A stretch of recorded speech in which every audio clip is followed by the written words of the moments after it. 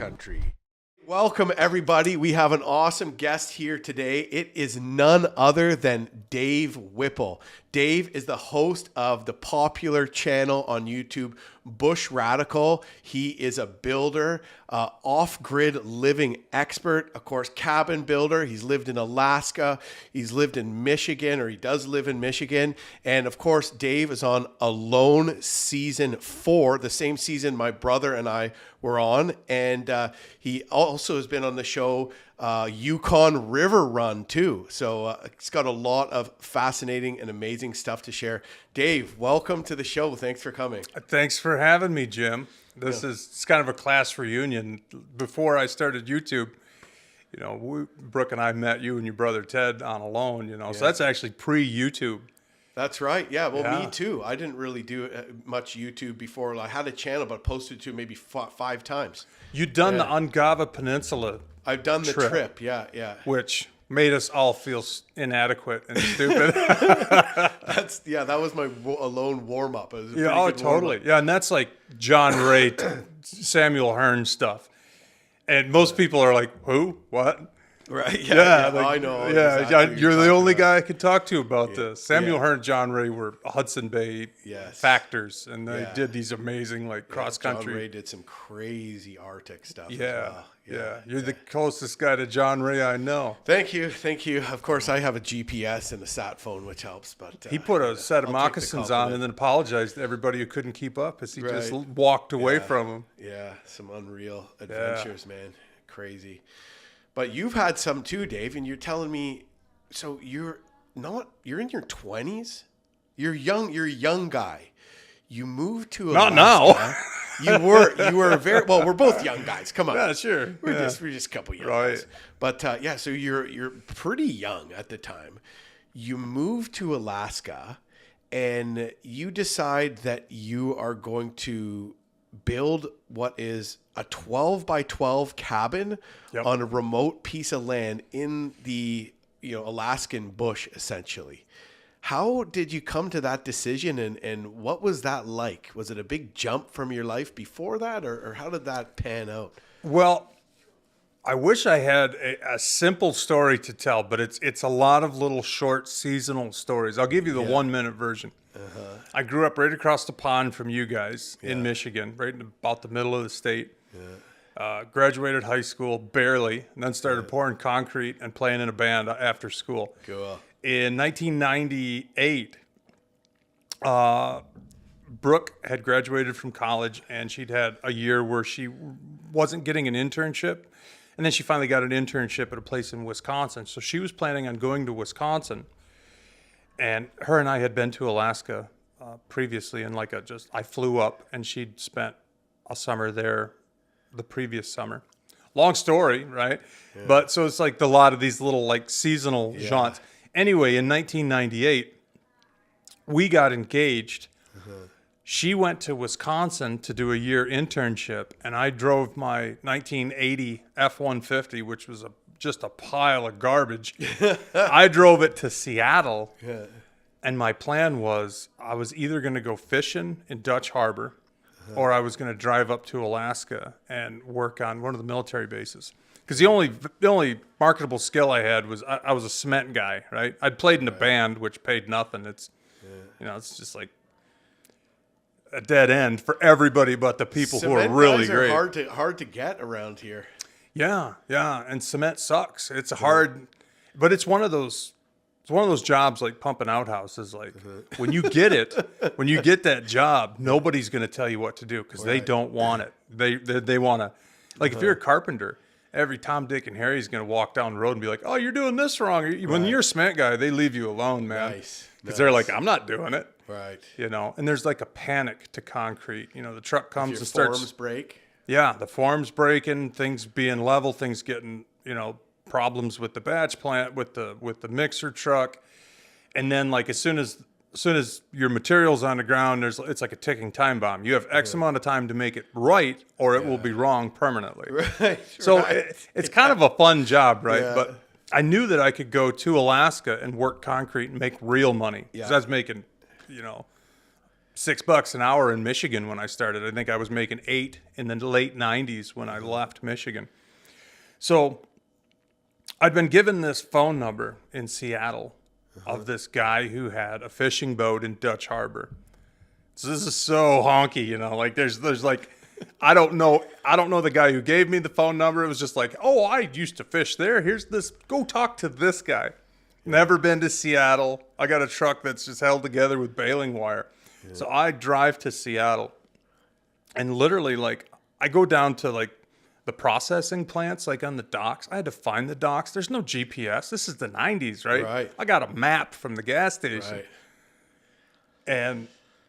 And I run into these people and they're like, oh yeah, that guy's not around here. He actually owns a boat. This is like where they can fish. And so they actually direct me to this guy who is real and he has a boat, and I go meet him and he's got like half of his head missed and like he'd been in some kind of an accident and like lost part of his scalp.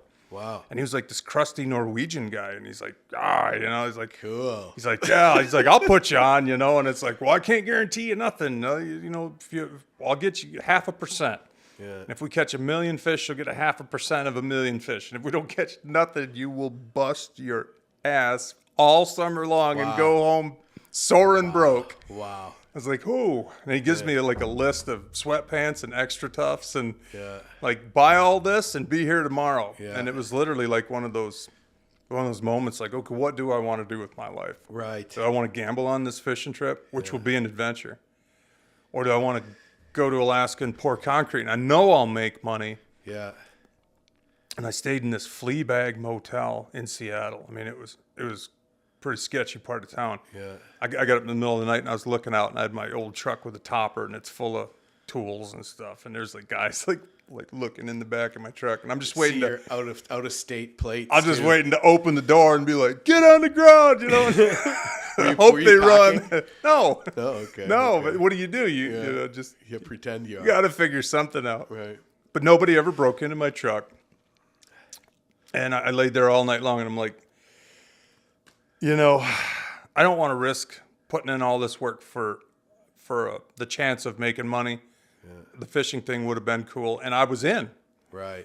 I'm like, I'm gonna drive to Alaska and pour cement. So I literally I didn't even call the guy back, which was a douche move. You wouldn't do that again. No, I was like 22. But you don't have as much guts to just be as much of a man when you're that young too, though, don't you? No, and I was, you know, I just. You're maybe scared of the dude. He had half of a head. Oh, yeah, this guy was way tougher than me. He looks like he speared whales before. Yeah, it's like all those guys on Deadliest Catch. He's like those guys, you know, and you could tell that, like, he probably had a fuse about that long.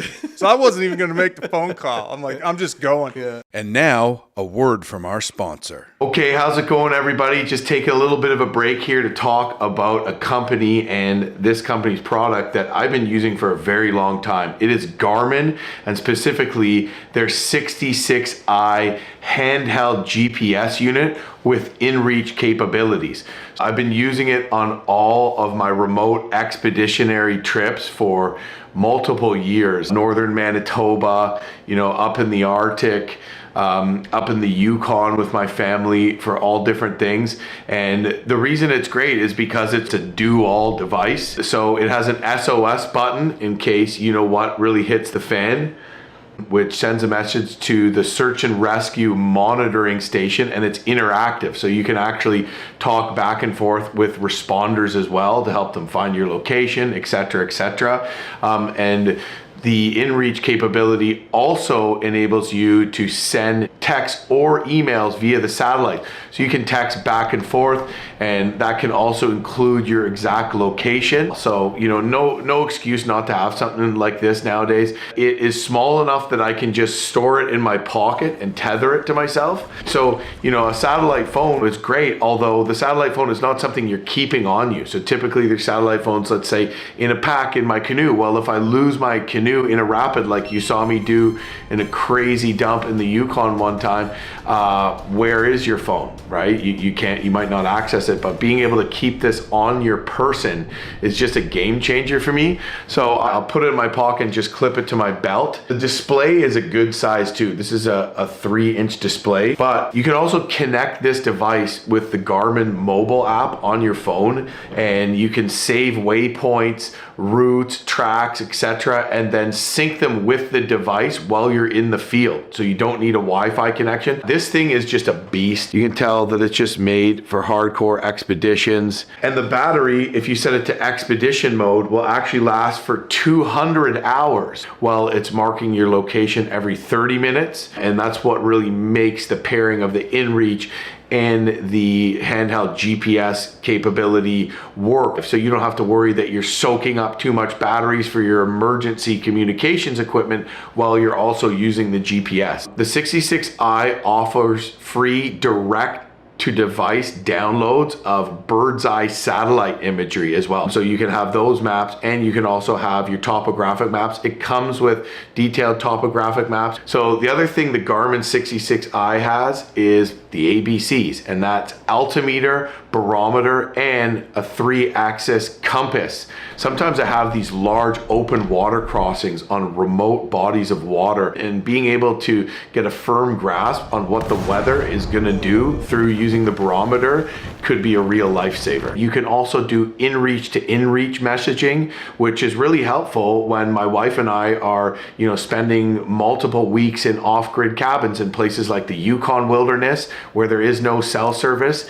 I'm off, let's say, on the snowmobile or in the mountains somewhere, and I can talk back and forth to her regardless. And so it really gives you peace of mind, and it's super, super handy to have that capability. So yeah, I gotta say, Garmin 66i, you've seen me using it in my videos on all my expeditions for probably the last 4 years, and I can't say enough good things about it. Garmin 66i for the win. And now back to the show. So I literally, that morning, I made my mind up in the truck with the engine running. I'm like, nope, I'm going to go to Alaska. Nice. And I drove up through Cache Creek, Hell's Canyon, up to Prince George. And then, long story short, worked all summer in Alaska, came back to Wisconsin. Brooke and I got married that fall. Worked in Wisconsin all year. So in the summer of 1999, we went back to Alaska. We were going to operate in the Fairbanks area, but we got an opportunity in Sitka. So we spent the summer in Sitka. I was pouring concrete. She was working for a chocolate factory, and we were caretaking the campground, Star Gavin Campground. Wait, and so she was working at a chocolate factory in Sitka. The Abroma Chocolate in Sitka. That's so cool. And it's still there. That seems like an unlikely connection. I don't think chocolate when I think Sitka. I think it's odd, hemlocks and rainforests and salmon, Yep. And we went, every evening we would go out in the sound when tide was low enough for hip waders. You could walk way out and we'd fly fish pinks. Wow. They're coming out of the deep water, and they're really fresh, and they got sea lice on them. And we had the only power outlet in the campground, so we'd smoke salmon. Wow. It was a pretty idyllic life. That's how we went to the Aleutians.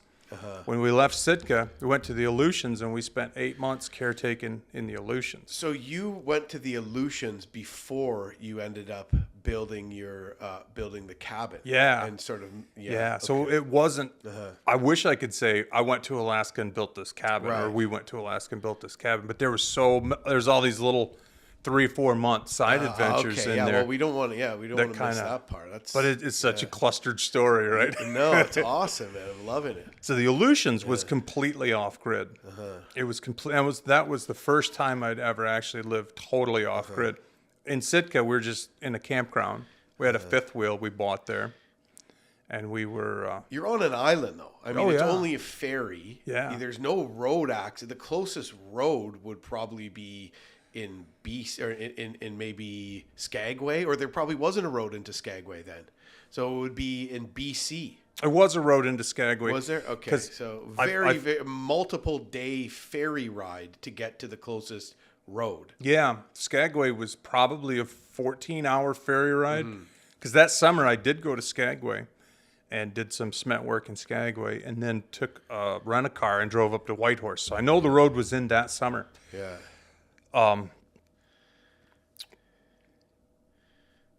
So in the Aleutian Islands, there was this homestead that had been built in the 70s, I think. And it wasn't actually in the Aleutian Islands. It was on the very tip of the Alaska Peninsula. And so we're talking about in the Bering Sea, right? Like in between Alaska and Siberia, essentially. Yeah, the end of the peninsula, if you're in Michigan, you say, I live here, and you show your hand. Right. If you're in Alaska, you do this. Ah, okay. And so, like, at the very end of the peninsula, before the island chain starts, that's where we were. And we were the only house on the peninsula. Yeah. And that was, like, we had a creek with a little dam in the creek that fed into a pipe that ran a water wheel. There was a big battery bank. So that was, like, true, like, professional off-gridism, right? Right. Like, these guys had internet back then. No kidding. This is 1999. Wow. But, like, the colder it would get, the water level would go down. The lights you'd have less light that you could use. And then we would have to, we burned wood, and the wood came from the ocean. You'd go find logs on the beach that came from. I was going to ask. So it's all driftwood. It came from who knows where. We never knew what we were burning. Could it have potentially been coming from Russia? Sure. Asia. Wow. It ain't coming from the Aleutian Islands because there ain't a twig on the Aleutians, So you'd get these logs, you'd hook them up with the boat, drag them back to the homestead. There was a boat launch made out of railroad tracks, and you'd roll the logs up the boat launch and then cut them up, split them up, and it's so windy they actually dried enough to burn pretty good. Not bad. So that was definitely a totally off-grid experience. And when the weather would get colder, the creek would start to dry up because it was just a spring coming out of the hill, and then you'd have to go to the water wheel down on the beach where the pipe like spun the water wheel to make power. You'd have to shut it down slowly and then like take a fitting off and put a smaller fitting on, so it was like more of a jetted stream to spin the well. So you're always fiddling with this like hydroelectric power setup, right? And would that not freeze up in the winter? No, as long as it was running, it was fine. Oh, okay. You'd have to go up the mountain every day and at the dam where it all went into a tube, like just PVC pipe that went down the hillside. You'd have to go and like pull all the weeds out of the grate. Wow. You'd be like, the lights are getting dim. I better go pull all the grass out of the, out of the dam up the hill. I've seen your YouTube video where you actually go, you show a bunch of pictures and you talk everybody through the story of this. Yep. This is a very different looking landscape. Oh yeah. Like just stark but beautiful, mountainous, icebergs and ice flows, and you really look like you're at the edge of the earth. Oh, it was something. It really was. Like right across the straits, because the straits it's called False Pass, and I think they call it False Pass because nobody should take a ship through it. It's really hairy, but it's got a big bay on one side and then a tight bottleneck. And then on the north, it's the Bering Sea, and if you go out the south, you go to the North Pacific. Neither one of them's terrifying, You're like boating. Like if you go down False Pass, and you start to get towards the Bering or the North Pacific, like the land parts and opens up, and then it's like that's the Pacific Ocean. You're like, you turn the boat around, you're like, hey. And so it was. Don't want to have anything to do with it. And False Pass, the town, was on Unimak Island, which was the first island. And Unimak, is that Yupik language? I think it is. I think it's Yupik. Because it sounds like the kind of boat, like Umiak, you hear it called? Like a walrus skin boat. Yeah. Sounds a similar pronunciation to that. Right behind the town, there was like a 10,000-foot mountain coming from the sea, basically. So it's a dramatic landscape. We had a few really interesting things happen to us there, mostly just stir craziness and just the insanity of being isolated, which is really difficult after a while because you you think of all these things you want to do with your life, but your life is like, it's like being in prison because you ain't going nowhere, right? Sounds like Alone just a little bit. Oh, yeah. It's got some of the same flavor to it. Yeah. How long were you there for? 7.5 months. Wow. We were there from like September to May, I think. Wow. And like when we would go get our mail, we'd literally like launch the boat. We had an 18-foot plywood boat made by Ren Tolman. If anybody knows, Tolman skiffs are like famous. This guy in Homer would make these plywood and fiberglass boats for net tenders and stuff. And this thing was ultra seaworthy. It was really a great boat. It sounds like a dinghy in that kind of water, right? Right. But it could handle it. It could handle it better than your heart could handle the water, you know, because we got some water that was terrifying. Also ice too, when you're dealing with ice and stuff like that. I was looking at some of that though. I'm surprised, I guess because of just ocean currents and stuff like that, and because you're right sort of out there in the ocean, it doesn't really, it doesn't freeze solid either. No. So you're not ever which actually makes it more remote because you're never in a position where you could just, walk across the ice to get to town or snowmobile or whatever. Walking, the pass did get plugged a few times with ice where it's plugged. Yeah. And walking across that, there are spots where you could walk 400 or 500 yards across where it's really narrow. The straights are narrow. Okay. But that would be like being like Peary up at the North Pole, Yeah. Where like you're standing on ice 1 second and the next you're falling So into you're the from like water, iceberg, ice pen to ice pen kind of thing, and it can open up. And it's like the Shackleton expedition, Right. So it was never an option. Yeah. But we would boat through the ice flows a couple different times to get to town for mail or groceries or whatever, something new to eat. Just boredom. You want to get out of the house. So we'd launch the skiff and like pick our way through the ice flows, and there'd be dolphins in there. Wow. Or porpoises. I don't know the difference really. Big fish. They're mammals, Dave. I know, but Yeah. How did you land this gig? It was in a magazine called The Caretaker's Gazette. I think it's still out there where they're like just advertising for crazy people to come sit these places no one wants to be. Yeah. And this guy, his name was Buck Lakaitis, and he was a halibut fisherman. And I think he had some enemies, and I think he didn't want that place to sit there by itself. Huh. I think he was afraid if he came back, he'd just be a smoldering pile, because you could burn somebody's house down out there and get away with it. You just go out on a windy night. Yeah. And we had the only skiff in the water. Yeah. So it was hairier than even we recognized at the time. Like if we have a problem, there is no help. Right. None at all. Right. We actually had a walkie-talkie that we kept in the boat that we could radio the town. Yeah. And we never used it, never needed to use it. We were in some water where it's just like, just hold on, just people tell stories all the time. I was out in Lake Erie, there's 14-foot waves and I was in this 12-foot boat. And a 4-foot wave feels like a 14-foot wave when you're in it. Right. And we were in some stuff that was... Are they measuring from the bottom of the trough or from the regular water level? I just measure it by the terror that you feel when you're like, whoa, boom, and the boat just spray everywhere and you're like, there's no help. Yeah, no, I know. We either get back or we don't. Waves just is beyond insane when, they feed, but sometimes people might say 14-foot waves.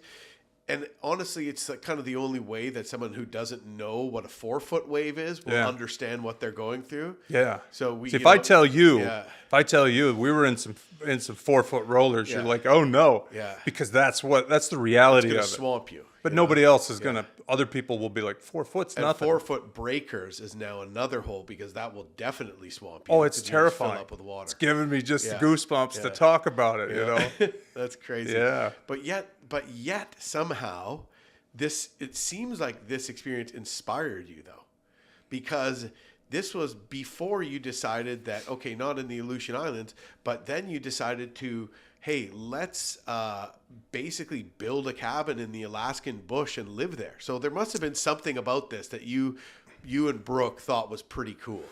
Well, what we were kind of looking for at that point in life was kind of what we've always shot for. Is just to do something fun and interesting and not have to conform, Right. Right. Like the idea of of just being stuck doing something that you're bored with on day one, and you just want to be somewhere else. It's like we're going to do anything we can in our lives to avoid that. Right. So caretaking a homestead sounded a whole lot better than like applying to work at Arby's. Right. You Oh, know? for sure. It's like, well, this is way better, you know, and they'll pay us like $200 a Arby's month. Isn't very yummy either. 200. Oh, you got paid money too Yeah, and everything. Some people probably would do that for the experience nowadays. Yeah, I wouldn't. Neither would I. But so we had a couple cool things that happened in the Aleutians other than just the terror of boating out there. And, you know, we had a pot of killer whales come in on us one day. We're watching these killer whales. They were up and down the pass. And when we went to town, they popped up. And they're about 150 feet away from us. I'm like, oh, you know, when you're on the water, they're 75 feet long. You know, they're not, but, you know, they're fin of the big bull in the bunch. You know, it was sticking out 4 or 5 feet above the water. And I'm like, I got that boat as close to shore as a human can boat, right? Yeah. I'm looking in the water and I can count the rocks. You know, I'm running in 3 feet of water. Yeah. And they squeezed way into the shore and they're just checking us out, you know, and there's like 5 or 6 of them. Were they thinking about eating you? Or they're just checking you? Who knows? Because they don't typically eat people. No, but they are called killer whales. But on the other hand, when you're in the water with them, you can't bring yourself to imagine that that's not possible. Right. You're like, I'm going to get away from these guys. Even a giant fish when you're snorkeling can be scared. That doesn't even have teeth, right? Like it's just, that must have been a really cool experience, though. So yeah, it was super cool. That was awesome. A lot of cool stuff happened in the Aleutians, but it was also a crazy 7 months. You never went back for a second 7 month? No, never did. No. But when we left the Aleutians, we went to Fairbanks. Brooke went from Fairbanks and worked with Neil Eklund on his log raft when he was actually, it was like the 1 year that he ran it as a business. Right. And my little brother came up and him and I did construction. And then the following summer, 2001, Brooke and I bought a little piece of property north of Fairbanks, about 10 miles. And that's where we built that little tiny cabin. And that was, even though the Aleutians were really cool and being exposed to an off-grid situation and having all the levers to it, you know, we took care of that place for most of a year. When we built our little cabin, we bought this piece of property and it had all of this timber on it that had been cut. And it was cut for a power easement. There was actually power there. So it was partially off-grid. It wasn't completely off-grid. But when they cut the power easement in, they left like 70 logs that had been seasoned for 2 years. And it's like, well, we're going to build a cabin. Perfect. So it cost us like $3,200. And we worked at it all summer long and peeled all those logs and stacked up a Hudson Bay style cabin. Oh, wow. How much did the property... How much did you pay for the property? $6,500 for 2 acres of permafrost. Yeah. It was nice land, though. It was pretty. But if you what did it border onto, though? Behind it, there was a couple hundred acres that were owned by a mining company. And that was really interesting land because you go down into that valley and there's all this machinery from like the 20s. Wow. Just rotting in the woods, you know. And nobody had touched this area for most of 100 years. So I don't know what they'd planned to do, if there was any future plans for like this valley. But there were several hundred acres in there that was, you know, it was owned by a mining company, but there was no mining activity there. Right. And then when you get outside of Alaska just a little bit farther north, because we're up by the town of Fox, you get a little bit farther north than that. And basically anywhere you go is the middle of nowhere. You walk off the road and there's not another road to walk to. Wilderness. Yeah. Like where we're at now, we have a piece of property 20 miles north of Fairbanks. Yeah. And if you walk straight west, you'll hit the coast before you'll find another road. Wow. And the coast is 500 miles west. Yeah, I don't think people understand when you get up to some of those cities or towns in the north that You don't have to be very far out of them to just have no power, no cell service. Oh, yeah. No nothing. And behind you, oftentimes there's one road coming through town, and behind you is just endless amounts of just mountains and rivers and alpine lakes and you name it, man. Yeah. And a lot of it is unaccessed. Right. Because there's not... Here's a good example. In the Upper Peninsula of Michigan, there's this history of logging, and I'm sure there is around here too, All the Great Lakes forests. Absolutely. Everything that, all the water that pours into the Great Lakes was all heavily logged. Yeah. Interior Alaska doesn't really have a history of logging. Right. So there isn't a road system from the logging days. There isn't, you go to the UP, there's thousands of miles of old roads, and they were originally logging roads, right? Because they're going nowhere. Right. They're just wandering around the bush, and it's lovely. Yeah. But in Alaska, you've got a few main roads, and then you've got a few trails here and there that go who knows where. Yeah. But there isn't. So the rivers are really the highways, which Right. you'd know more about than I would. Right. You get on a river and you find there's villages on rivers that have no road access. They might have an airstrip now, but.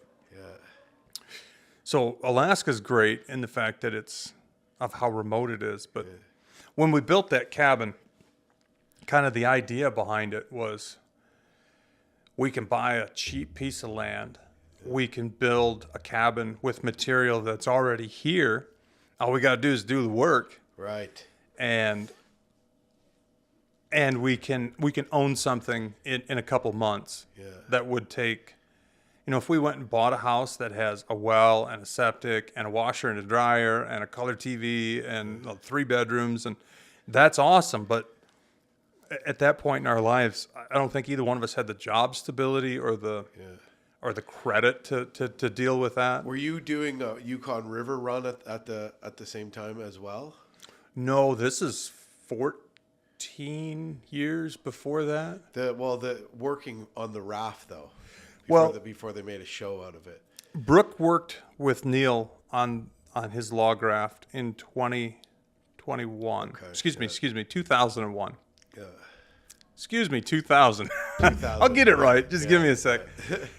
And Neil built this raft. This is a beautiful raft. It was like 70 feet long and 30 feet wide. It's got all the tents on it. And he kitted it out, and he had tourists come in. So he was running it as like this pirate tourism business. Right. Because Neil's kind of a pirate, So he didn't need to actually have any real estate. He just ran it off of this enormous raft and essentially floated it down the Yukon River. Yeah. And people would come in for a 5-day stay, and he'd take them fishing up the tributaries. And so did you actually move that entire raft from one point to another? Or did people just sleep on it and then you did day trips off of that? Or did you actually travel with that whole raft down river and then try to get it back up? Well, I didn't really have any part of that summer. Brooke was working for Neil, and this is 2020, before the cabin.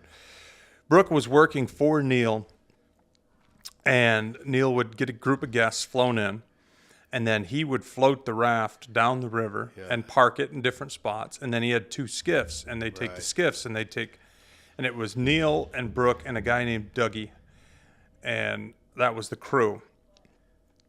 And I was asked to go out on it, and I regret not going out on it. But I'd already asked my brother, who was only 18 at the time. I said, well, fly up here. I'll put you to work, and we'll work together for the summer.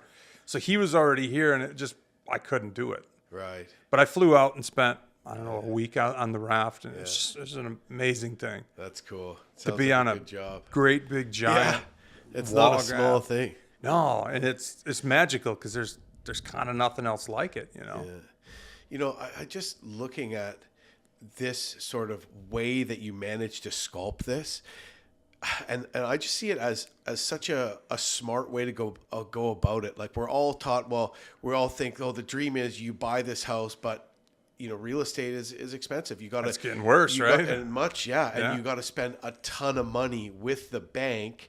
And that means that day to day, you're forced to, make money, maybe work a job you don't like to be able to pay that mortgage off. Mm-hmm. And sure, you hear people saying, there's good debt and all this. That's good debt. And I'm not saying that there's not any truth to that.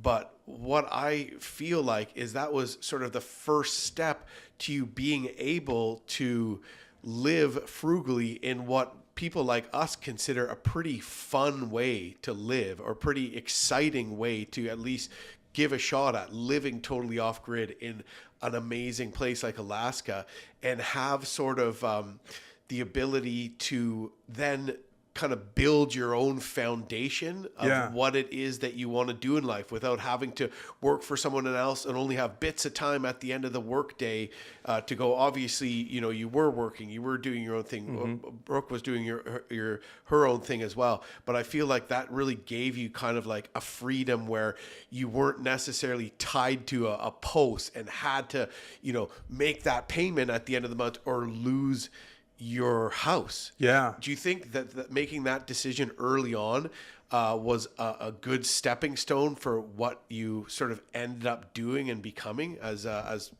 people that have built so many cabins that have owned a number of really interesting rural properties? Absolutely. Absolutely. One of the things that a lot of people in the off-grid space want is they want freedom from being in debt, right? Yes. Yeah. And people want to do things themselves without being under the thumb of the bank or the county or whatever. And growing up, my grandpa was always that guy.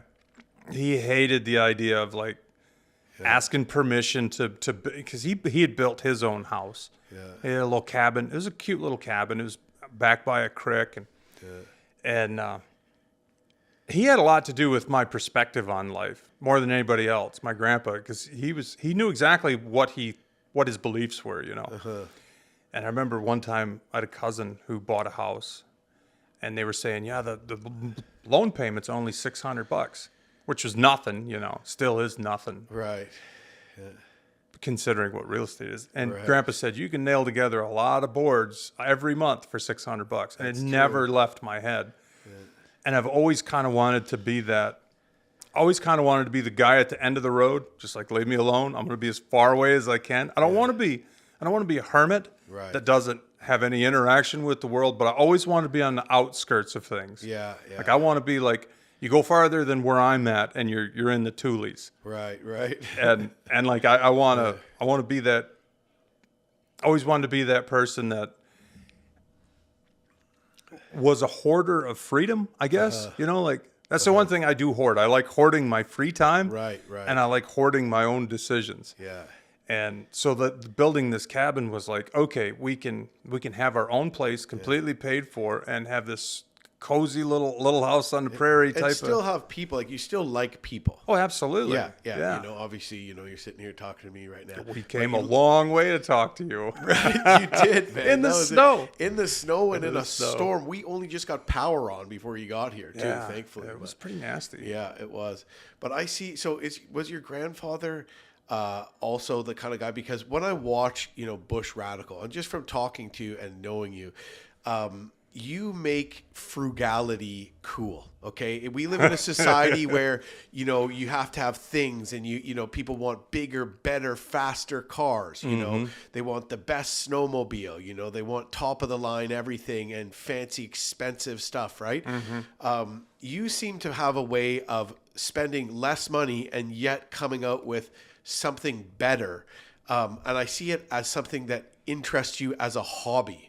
Yeah, absolutely. But also extremely, I don't sometimes like the word hobby because it sounds like just frivolous. Yeah. Because this is a very extremely useful thing that you've managed to do as that has contributed, from what I can see, to the sort of foundation of the exceptional life that you and Brooke have managed to build for yourselves. And one of the things that I noticed was that, two of the things that were take homes from me, and this is from what you share on your videos as well.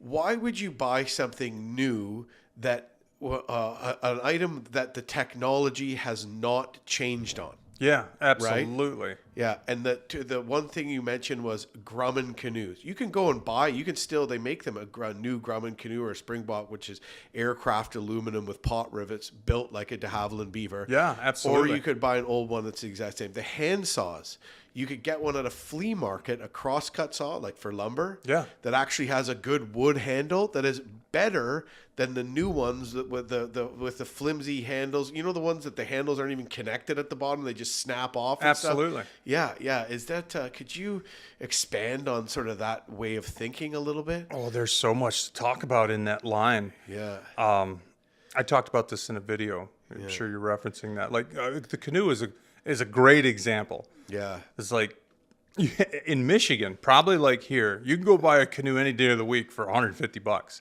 Right. We're Wow. blessed to be in an area because you go to Alaska, any canoe is going to be $700 Right. because there's just not a bunch of them. But in water country like around here, there's a lot of canoes. So in Michigan, I can go buy a $150 Grumman canoe almost any day of the week. And that's like high water mark. They never really made a better canoe than that. It's built like a bomber. Yeah. You know, it's built like a fighter jet. It's the same company. You Also, know? zero maintenance necessary. Yeah. Pretty much. Yeah, and I would even lump those old Colemans in there. Those old plastic Coleman canoes. Yeah.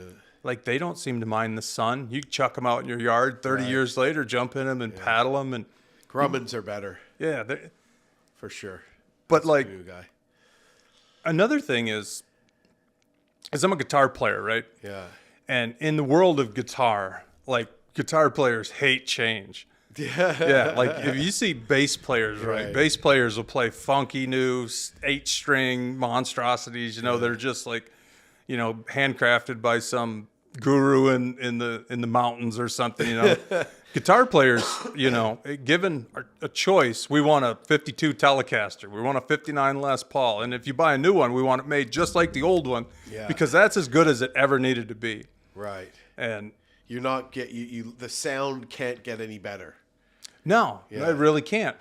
And compound bows are a great example of this too. Like the bow I had when I was a kid, I had a Darton SL50. Yeah. And by today's standards, man, it's such a joke. But it's absolutely as lethal as any bow out there if you know how to shoot. And I had a Bear Whitetail too. It was my first compound bow, and it's actually kind of shaped like a bow as opposed to the new ones that are just like a bracket, right? With the flat, almost completely flat. But man, the relief on those new bows is good. It is. But compound bows are kind of like snowmobiles. Like every year they shave a pound, they get half a mile an hour faster, and like, oh, you got to get the new one. And, and it's like, honestly, if you bought a fiberglass Bear recurve from the 70s, as far as recurve bows go, they haven't improved at all. Those old bows are, if you buy one that's good, that doesn't have twists in the limbs, like that's the high water mark. They still make them like that. You know, that ultra fine fiberglass wood laminate, you know, and it's, you can buy an old Bear recurve for $200, or you can buy a new one for $9. Yeah, you know, and it's insulting to think about spending money where you don't need to. You know, where it's the exact same thing. Why the technology cannot get better. Right. I mean, those bows that you're talking about, that technology was dialed in on probably, you know, a couple thousand years ago, if not more. We just started making them in modern material. Different process, different material. You're getting into compound bows, and that's very different territory, right? There's Plains Indians bows that are probably not as usable because they have super high draws and they're super short and they're made with horn and things like that. They're meant for horse archery. Exactly. Though, right? But they're kind of a high water mark, and we're probably just trying to chase that to get something that light and that strong, that's got that kind of a pull, that kind of penetration. It's like, you don't need any of that to go. If you want to get into whitetail hunting, for instance, and I'm not a whitetail bow hunter anymore. I used to sit in a tree and get buck fever and wing arrows. And I love to shoot bow, but I was never a good hunter. I get the nerves, man. I get excited, you know, when you see something. So I fish.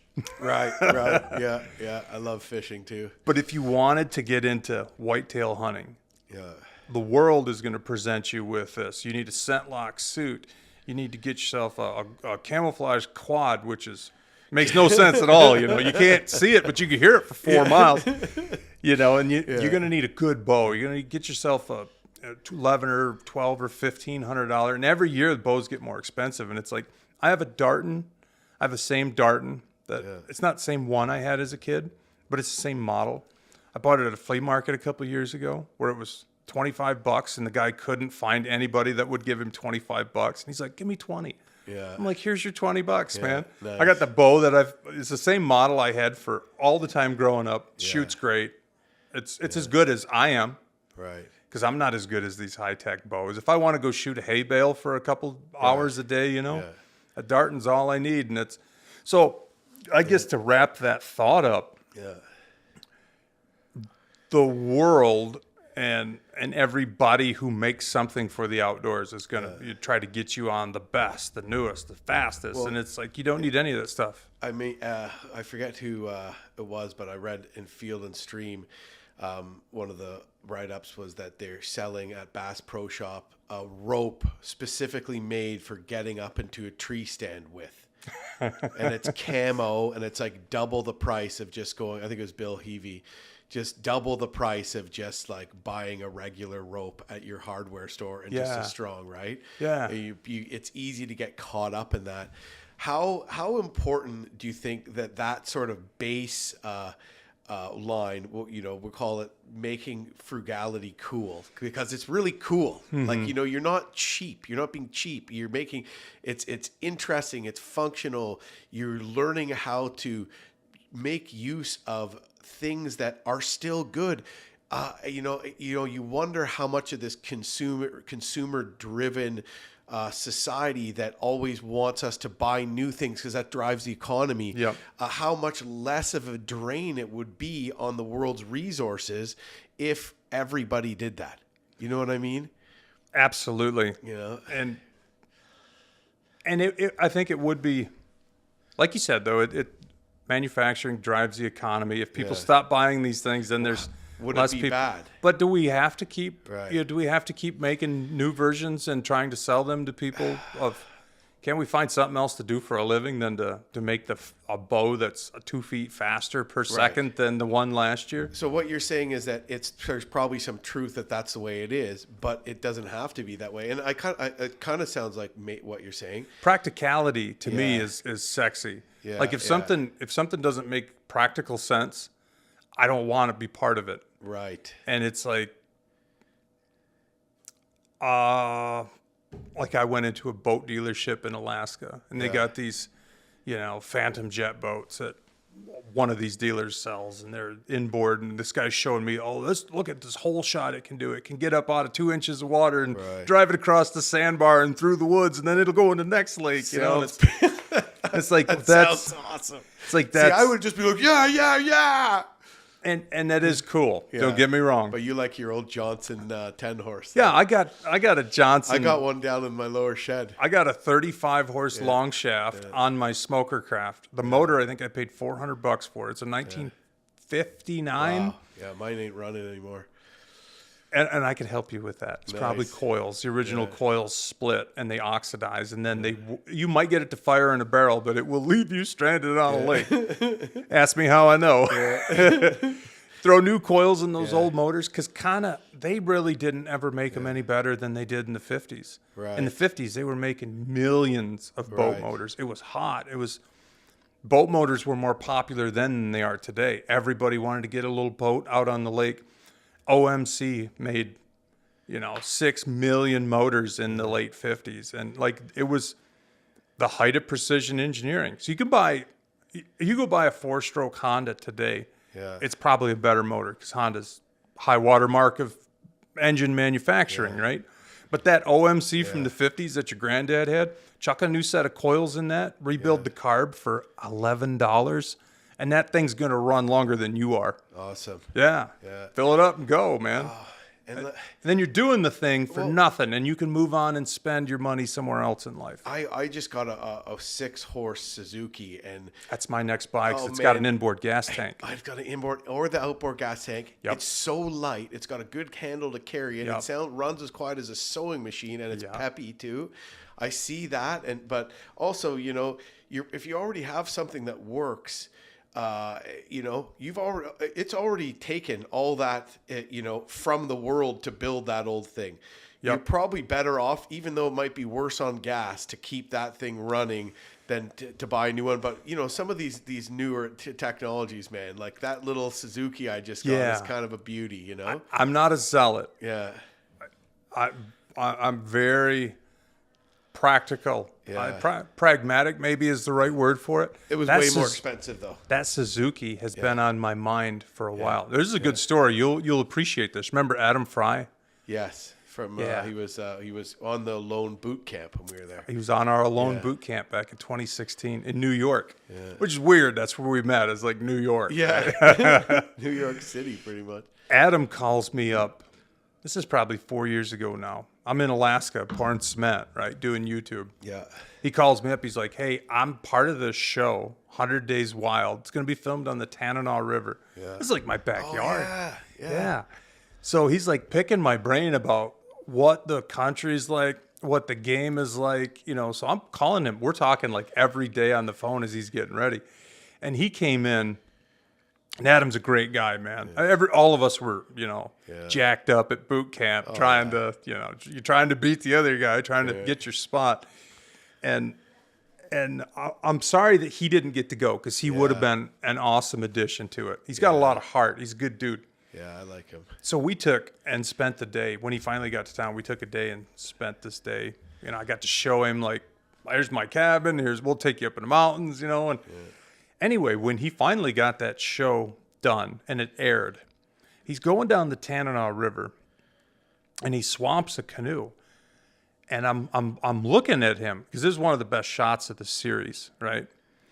And I think they made him like get in the river to like walk out of the river again. Like we didn't get that shot. Right, he's like, I'm freezing to death, Yeah.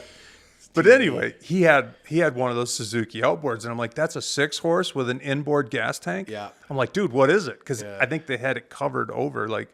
So I called Adam, and I'm like, what is that motor? Yeah. It's like forever, Honda, their little 2-horses had an inboard tank, but the 5 didn't. The 5 doesn't. I have a 5 too. I can't find a freaking impeller for it, though.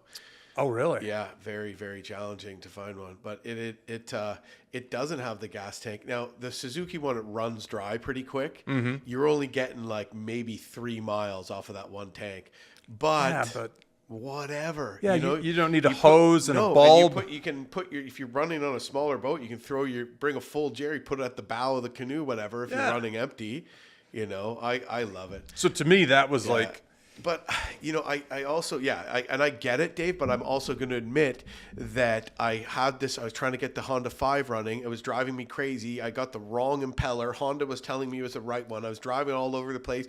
I said, screw it. I went and bought this Suzuki, and it was like $2,000. And you know what I mean? And so I just gave up, this Honda runs fine. Might not be as peppy, but it runs fine. Plus I have that 10-horse. So I'm just wondering... that train of thought, and if you go back from when, because it sounds like you've been sort of incorporating that train of thought in your sort of like, in your lifestyle for a long time. Yeah. How important has it been to sort of, and how much of a realistic necessity is it for, real off-grid living? And when I talk about real off-grid living, I don't talk about like the stuff that you see on TV, which is dramatizing. I mean, like the kind of stuff that you do and that you and Brooke have been doing for a long time. Yeah. I think that doing stuff yourself, whatever it is, when you run across something you don't understand, learn it. Yeah. I think there's a lot of people in the world who are just not interested in learning something that they could hire out, or they run across. When we built that cabin, because we wired that cabin, we had no running water, we had no indoor plumbing, but it did have electricity because there was a power line easement. Okay.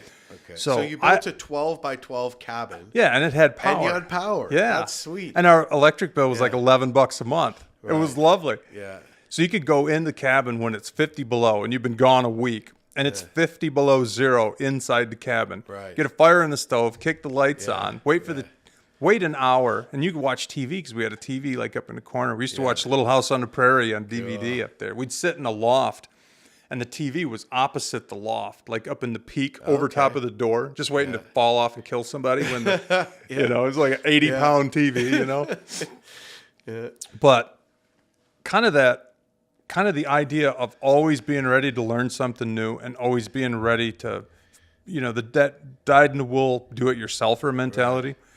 It's like I've always done my own mechanic work. If I needed to change a transmission or an engine, I would do that. I've been to tore carburetors apart 1,000 times and changed ball joints and drive shafts. And I have a thing I say that's like, just try. Yeah. Just really try. Yeah. And, part of the problem is you hear all these things and it's this kind of very like business minded way of thinking. It's like, well, don't take time to do any of these other things because that takes you away from taking the time to, make money on what your job is. And don't, you know what I mean? It's probably not wrong either, really, But if it's a hobby and you're getting real fulfillment out of it, this is why I look at it. You're getting real fulfillment because it's more than just a hobby. It's helped ground. It's like that thing. Don't buy coffee every day and you'll have enough money to go to Jamaica for a week by the end of the year. True. Kind of thing, right? So I'm just seeing that attitude as really paying into building that foundation to be able to then kind of live the life you live and not have that 9 to 5. But even more so, think about how much that has helped your YouTube channel. Because now you have a way to monetize it, right? Yeah, absolutely. If you just had to start a YouTube channel, you didn't know how to do all these things, but all these things you've kind of wanted to learn and figure out all over the years. It's all been monetized. Of a sudden, boom, it's all freaking beautiful and people love it, Honestly, like, I guess it's also been like a dyed-in-the-wool part of my personality. You derive a lot of who you are, I guess, from being capable. Right. Whatever you're capable at, right?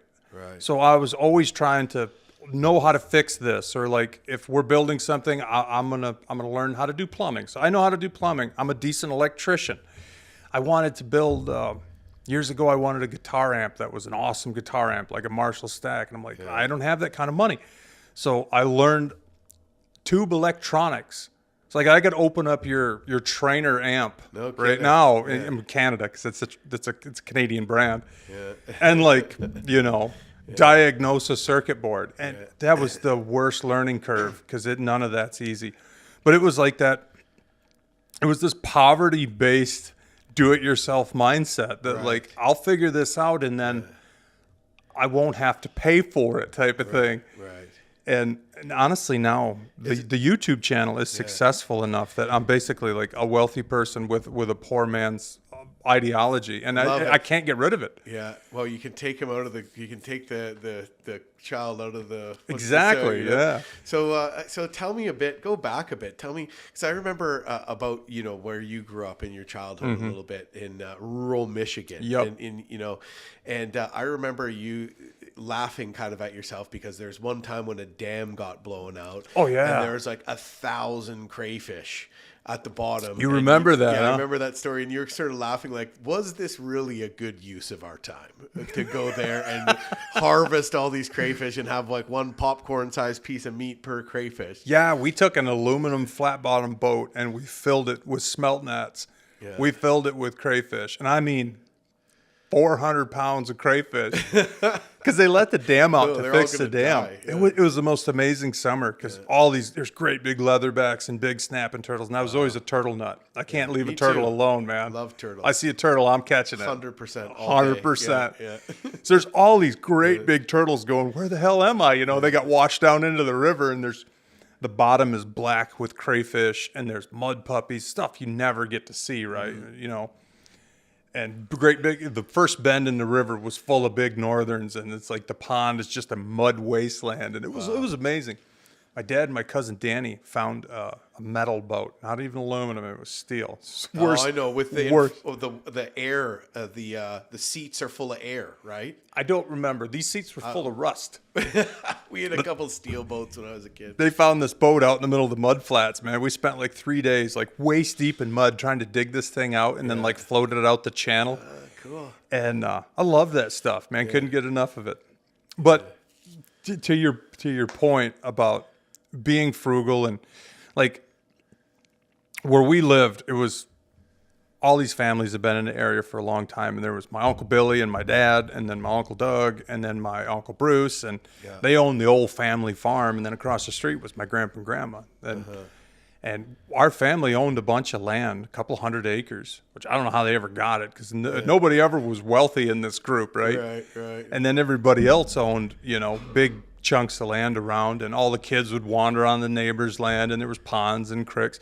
There was a little town about 5 miles to the north. There was a little town about 5 miles to the south.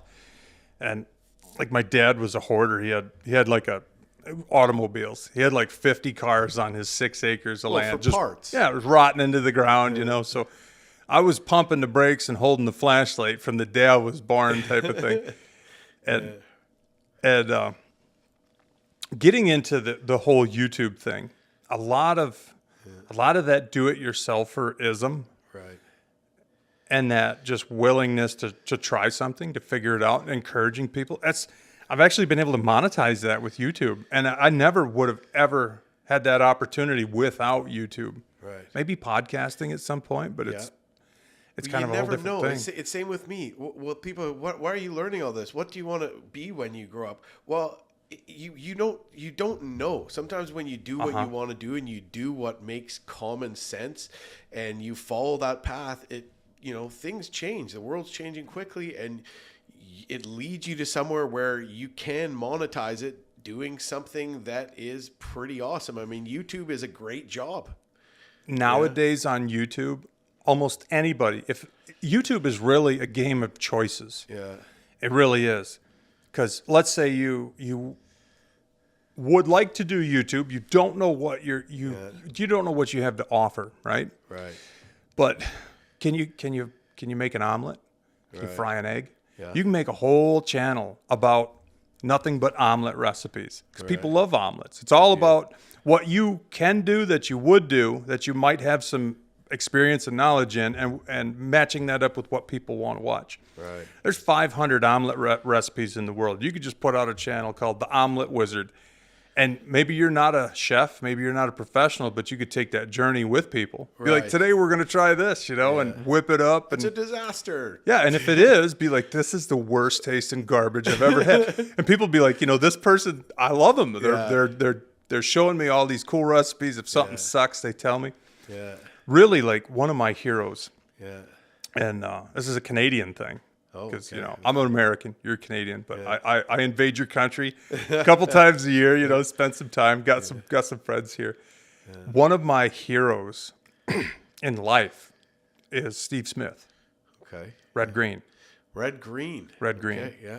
And I'm not talking about, I like his show, he's funny. I'm talking about the guy's actually, like, his philosophy. He's one of my heroes. Yeah. The character or the actual actor? The guy, Steve. The actual guy. Yeah, because the character's great, and he's partly that guy. Right.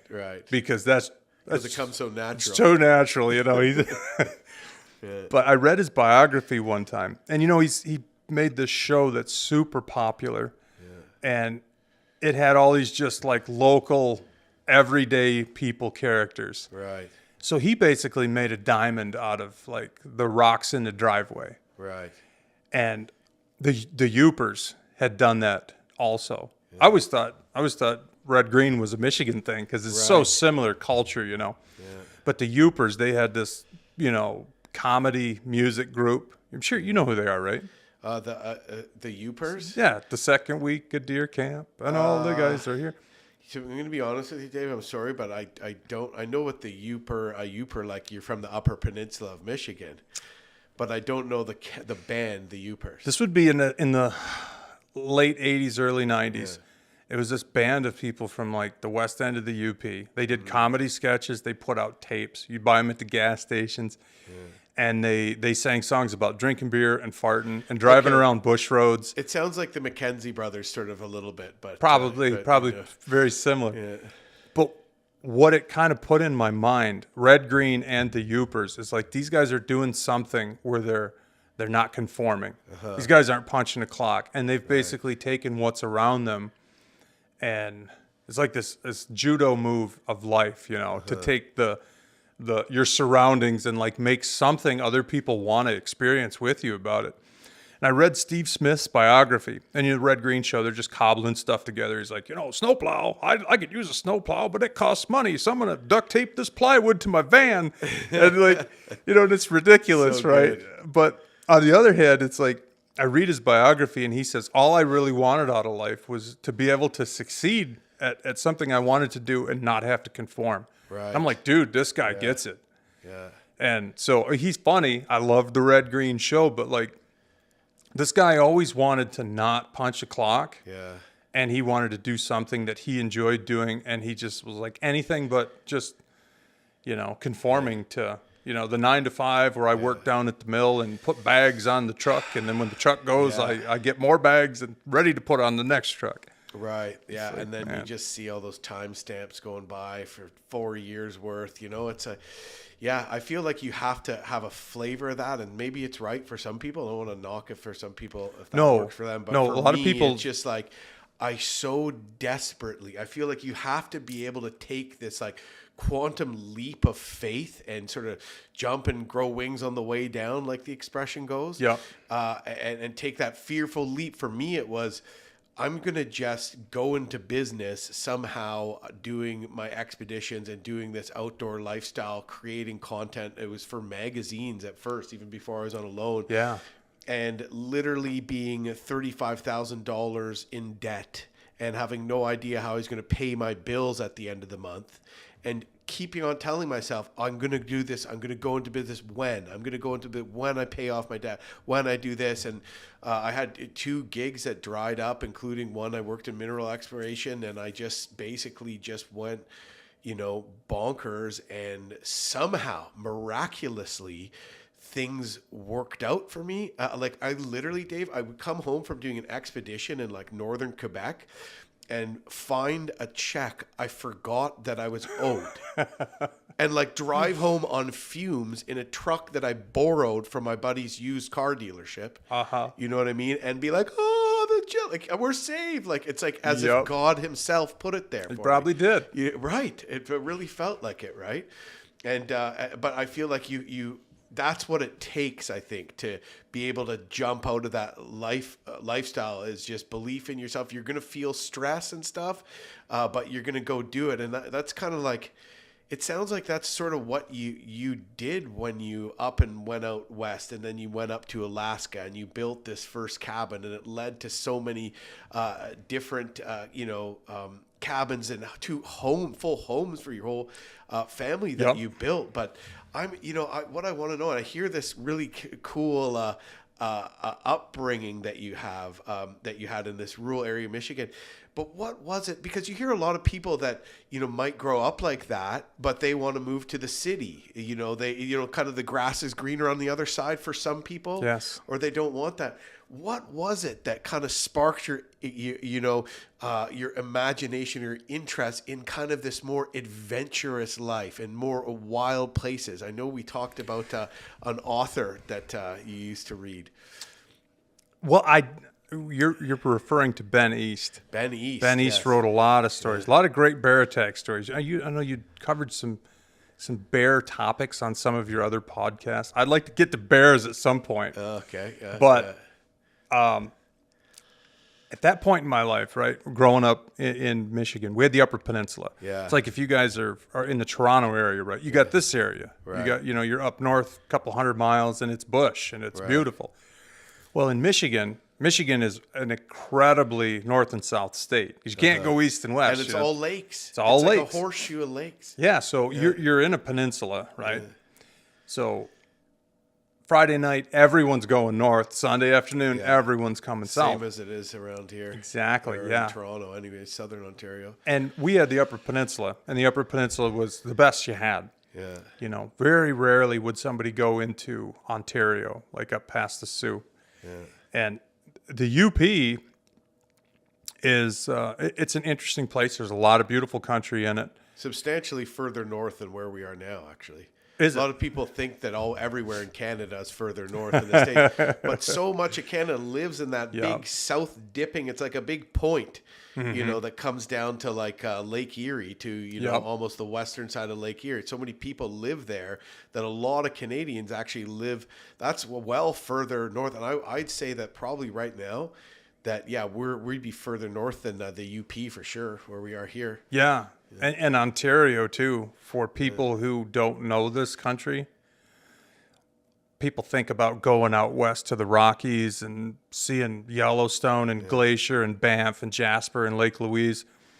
Northern Ontario, like Wawa, Old Woman Bay, up between Marathon and Terrace Bay, that country is just as rough as anything you're going to find. Not as high, but it's just... I would rather walk through the Rocky Mountains than just be dropped in northern Ontario and have to walk out. It's just stone and cliffs and balsa firs that grow 4 inches apart and mosquitoes. And it is some of the roughest country on this side of the planet. And it's right there, man. It's just north of Lake Superior. Oh, it is so beautiful. And that area, it's just one of my favorites. I try to make it up to that area as much as I can. And while you're driving through there, there's nothing. There's like no cell reception. There's there's very little.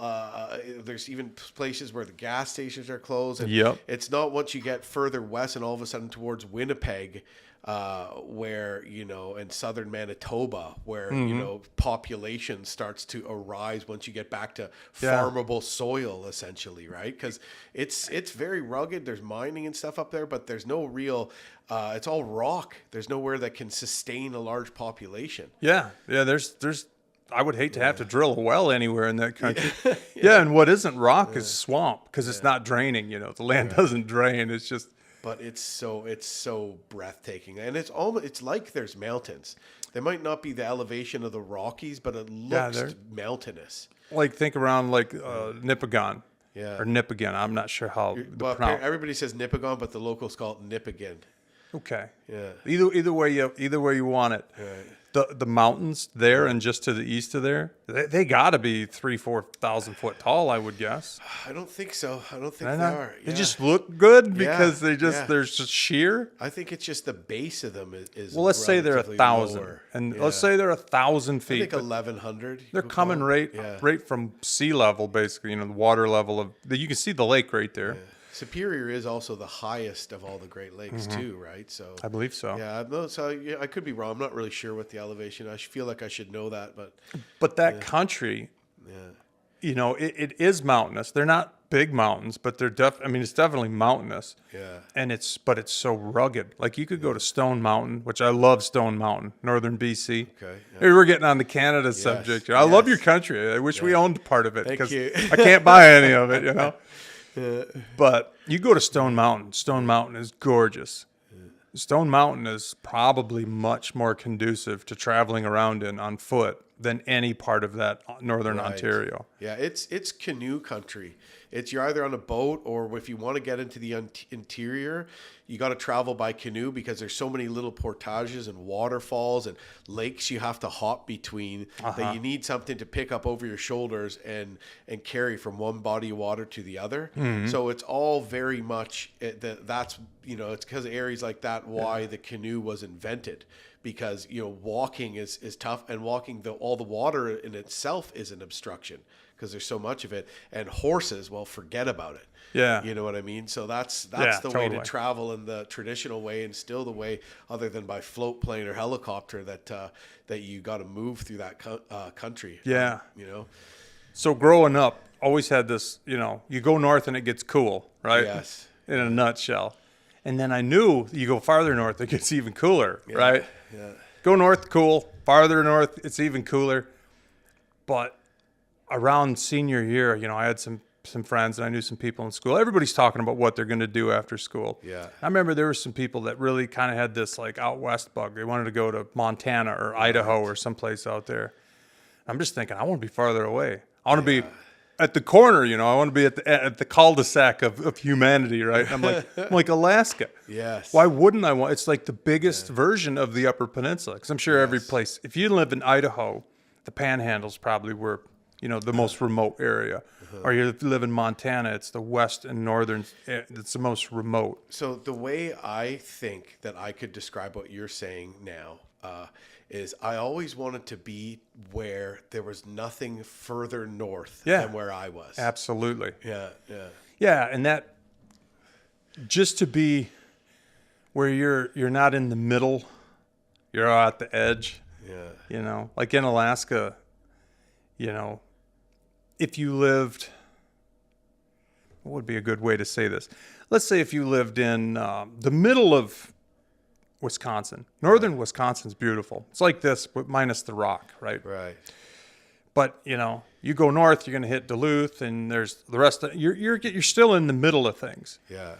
But in Alaska, you're at the end. In Fairbanks, like that's the northernmost city in the country, where it's a city. You can get anything you want in Fairbanks. Right. You can go to the movies. Yeah. And it's kind of like Whitehorse, I guess, where it's kind of a remote place, but because it's such a major center that you can like get anything you want there. Is it like that? Yeah. And Fairbanks is absolutely like that. I spent a winter one time.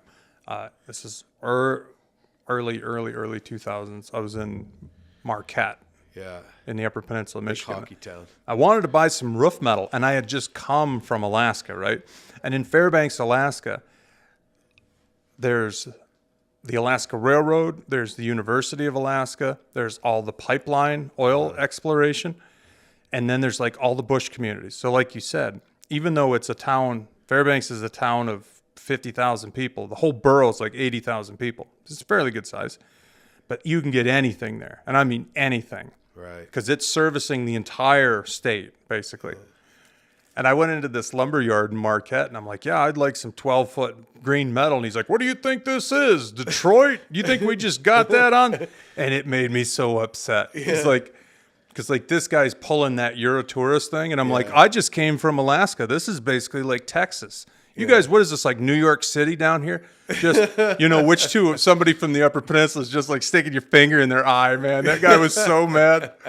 But he just, he just said the wrong, because he thought I was from Grand Rapids or Lansing, like, why can't I have everything I want in the UP? I'm like, I just came from Fairbanks, man. It's like, you get that here too. People this move is Mexico. This is so south. It's not like Toronto, Like, why don't we have garbage pickup and why aren't the roads plowed faster? It's like, well, we're not in Toronto anymore. Right. And this guy's probably used to tourists from the south part of Michigan, wanting everything. Where's the all-you-can eat ribs joint in this town anyways? Yeah, but he got somebody from the other end, I've been like on the west coast in the far north.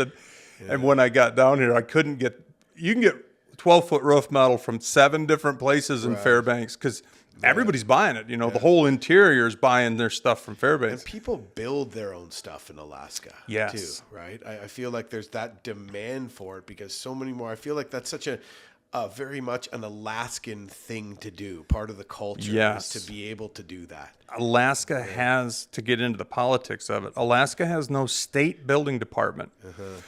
So they have a code like anywhere else because there's nothing wrong with the code, but they don't have a state building department that like will issue you a permit and then come out. Rules. So if you want to build a house and you want to insure your investment, you hire a private inspector. They'll come out, check off your electrical, make sure your framing is right, your plumbing, and then they'll sign off. And then when you go to sell the house, it's been inspected. The next owner can get financing for it. So the onus is on you. That's the right word. The onus is on you to make sure it's right, which is, I think, the way it should be. In Michigan, you go through, there's a state department with a bunch of people who are waiting to retire, and they like putting their thumb on folks, and you're going to do what I say, And Rules. Rules. A lot of rules. So in Alaska, you don't have that. And so it's like, well, I'm going to build whatever I want. I'm going to build, as long as you're using your own money, you don't have to answer to anyone. Amazing. And then like Delta Junction, we got property in Delta Junction. We lived there for 6 years. There's not even a borough there. So there's no property tax. Right. People build $1 million house there and never get a permit or. Well, here we're organized. They call it. So the township's organized, but so you have to go through all that process, which kind of sucks. And there's a lot of rules, bureaucracy, red tape.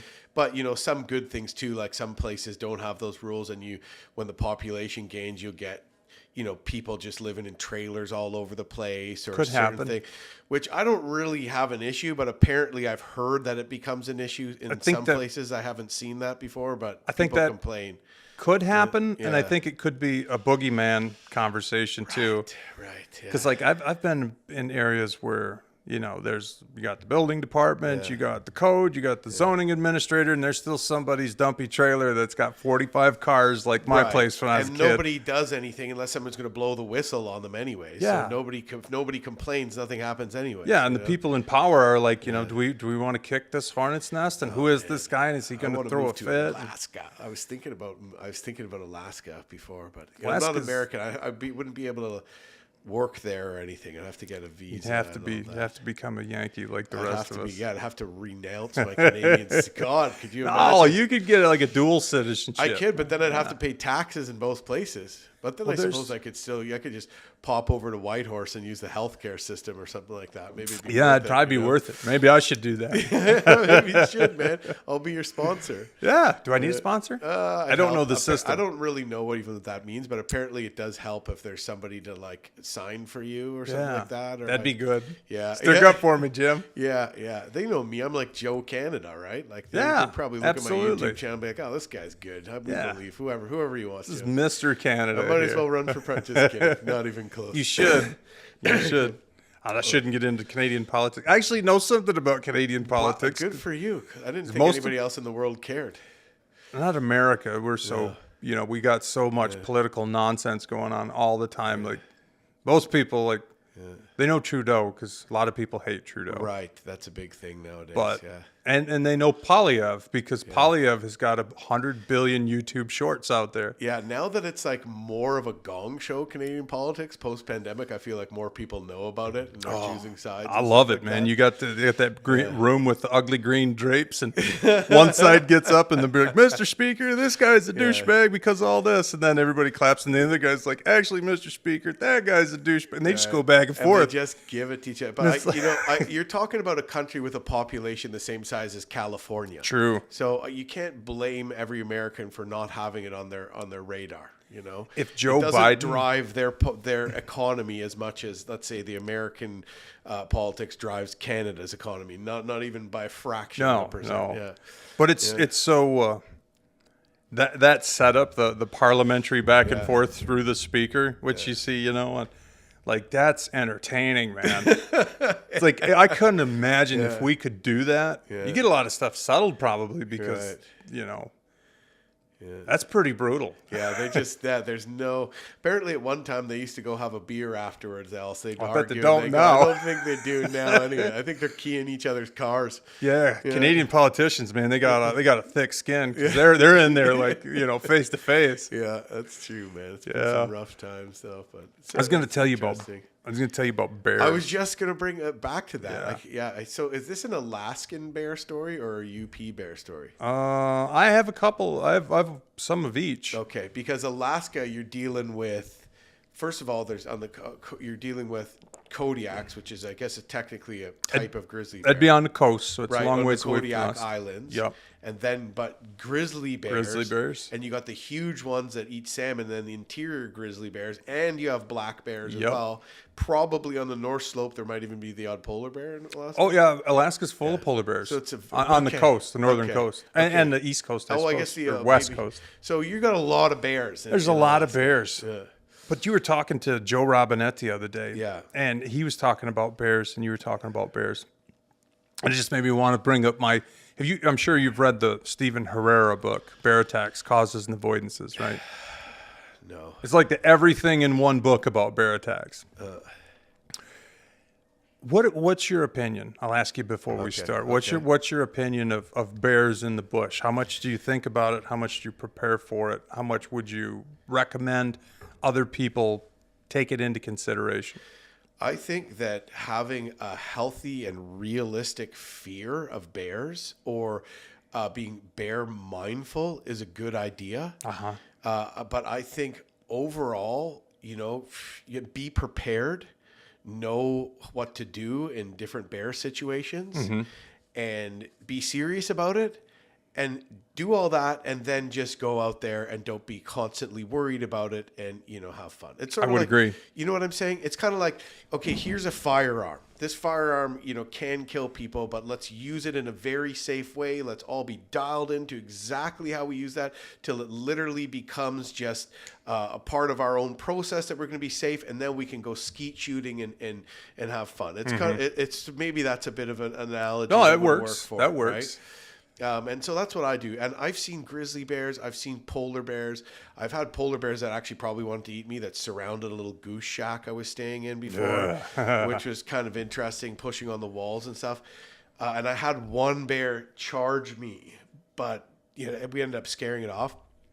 But, you can't get unlucky. Uh-huh. You can't have that. They say that 1 in 24 grizzly bears is a psycho. And so people hear that one story, like those experienced backpackers that got killed in Banff like last fall, man. Yeah. And it was a psycho starving bear. Oh my God, could you imagine? And then the park staff goes in there to try to find their inReach, where they ping their inReach, and finds basically them being killed. And then the bear attacks him. It's dark. They got to shoot the bear. Terrifying. So these things happen, but your odds are so low. You can't, don't be scared of bears if you're not scared to get in your truck and drive to work every day. You know what I mean? Statistically, Right. yeah. Statistically, Yeah. you're right. You have as good a chance of getting struck by lightning. Yeah, I probably. just don't think that you should avoid I think you should be smart about it, but don't make it a reason to not get out there and freaking enjoy nature, I agree. I think that's a good. And the reason I wanted to bring this up is Yeah. because I think there's kind of two schools of thought on the extremes. There's the people that are panicked that there's a bear around every stump is a Right. bear, every Which acorn a falling lot out of of a tree. beginners kind of get to thinking that, right? True. Yeah. And I think there's this other side, which is just as bad, in my opinion. That's like, oh, bears will never hurt you. That's, you're worried for nothing. And the reason I bring this up, we lived in Delta Junction, which is 100 miles east of Fairbanks, right? When I first got to Alaska, I was going to a Baptist church. I'm not sure I'm a Baptist because I'm not a Calvinist. Yeah, right. But the guy who baptized me, his name was Johnny McCoy. So anyway, Johnny McCoy gets mauled by a grizzly a couple of years later. Right. This is one guy I know, right? I know this guy. And so we're here in Delta Junction. He gets mauled like 20 miles to the southeast. Yeah. And then over here on George Lake, me and my buddy Brian fished George Lake. Beautiful lake, hard to get into. You need a jet boat. Guy gets killed and eaten by a black bear on George Lake, probably a month or two after the last time I fished that. Yeah. Wow. Down here just a little farther in the range, a lady got both of her arms chewed off by a black bear on a scientific exploration. That's in that Stephen Herrera bear book. Wow. So it's like, you don't have to go very far from where and then like up here to the north, it'd be the northwest just a little bit. There's a mine. You'd probably know about it, the Pogo Mine. Okay. Yeah. 2 guys were killed by a black bear on the Pogo Mine Road.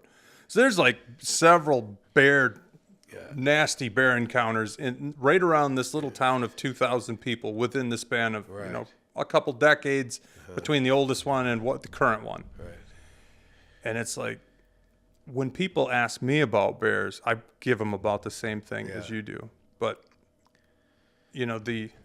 don't be terrified of bears. Go out and do it, but don't ever go out there thinking, don't be a Timothy Treadwell. These Right. bears are our friends. Yeah. Yeah, he got ate and crapped out. Yeah. So, Yeah. it's like, Yeah. because the Stephen Herrera book, it's called Bear Attacks, Causes and Avoidances. So the reason I know this book is because they use a lot of it in a fairly recent study about bear spray compared to handguns, compared to long guns, and different methods of bear protection, all based in Alaska recently. That was kind of eye-opening, actually. Yeah. And if you read that entire book, you will come to this unsatisfying conclusion on the last page that the only takeaway you can get from all of this research is that bears are one of the most unpredictable animals on the face of the planet. Yeah. 10 of them will do one thing, the other one will do something completely different, and there's absolutely no way to discern what a bear's going to do at any given moment. And it's really, all the case studies bear it out. It's like, you can run into a grizzly digging for squirrels, and it gets up, poops itself and runs into the woods. And the next Which one, is my experience with black beds. They poo themselves and run away full speed. They're so scared. Often all you see here is a rustle of bushes, a patch of their black fur, and they were eating raspberries, and that's why they didn't hear you coming up, or they would have been gone long before that. That's 90% of the time. But you know where more people have been killed by bears than anywhere else in the world? I would guess Ontario. Algonquin Park, right over here. Every because other there's year, so many people, right? Every other year, I drive through Ontario and I hear the same radio program, just a different version. Like, bear attacks are very rare, and you hardly ever see them. However, last week in Ontario, and I'm like, this happens every year. I hear this story. You kick on CBC on the drive home. Somebody's been killed by a bear. It's like Glacier. Glacier out in Montana. Somebody gets killed every year, every other year. There's all grizzlies out there. Well, I'm sure there's plenty of black bears, but this sounds crazy about that one town. Just the amount of attacks that you were like. It's funny because have you ever read? What was it? It's about the Chok-Yitzhak Gwich'in of the Yukon Flats, and it's basically an anthropological book about a guy that went and lived with the Gwich'in on the Yukon River, who are the last sort of like hunter-gatherers.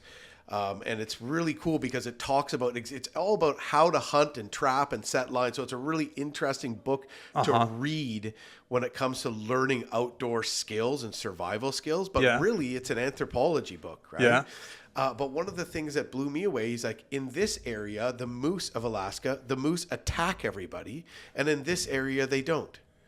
So why is it that the moose here are aggressive and the moose over here aren't aggressive? You know what I mean? And he went into how dangerous it was, and you got to bring a gun because the moose are attacking everybody. And then over here, it's like they're running away. You're lucky if you get a shot at them. You know what I mean? That's a good question. Yeah.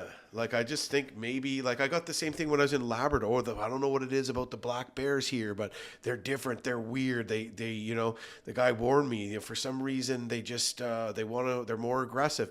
Well, sure enough, that's where we were charged by a black bear in Labrador. But when I was in the bush, around Bancroft, where I grew up, shit themselves and run away full speed. Yeah. Right? So I don't know what it is, man. I was in the UP. It's unpredictable, I guess. So it'd be two summers ago, maybe 3 summers ago. My brother and his wife were visiting. We're on that big piece of property in the Upper Peninsula. Yeah. And everybody left except me, and I was sitting by the fire reading this. It was a really bad book. It's boring. I was trying to get through it because I'd started. And the fire died out, and it's like 1 PM. All of a sudden, I hear chink, chink, chink, chink. And I open my eyes or look up, and bear walks right into camp. And it's got its head down, and it's from just a little farther than from me to you away. And I just stand up, and I'm like, hey! And it had no idea I was there. It was like in its own little world, like a raccoon would be. Yeah. Did you ever see raccoons? They're just like, they're Totally focused. Yeah, and this thing was just like, I don't know if he was sniffing up a trail, because there is a trail there. Maybe he was following the scent of something else that had been through there. But he was basically in my lap. I'm like, hey! And he just peels. Yeah. Juxtapose that with several years back. It's probably 15 years ago in Minto. Minto's 100 miles west of Fairbanks. It's at the Baskin Village, and there's this huge flooding. I fished there forever. Love it out there. Hunters of the Northern Forest is what that book's called. You got to write that down for me. I will, sorry. Yeah, and you need to read Shadows on the Koyukuk by Sidney Huntington. Okay. Brutal. It's a great book. We're in Minto, and it's a flooding, so it's lakes and rivers all connected, and it's all flat, and it's all shallow. And we're in camp one day, and it's towards evening, and a bear comes into camp. And we're on an island. So he's not going anywhere, right? He swam out there, and until he swims somewhere else, he's there with us. Yeah. He comes into camp. I yell at him. We have a gun with us. We have a 12 gauge.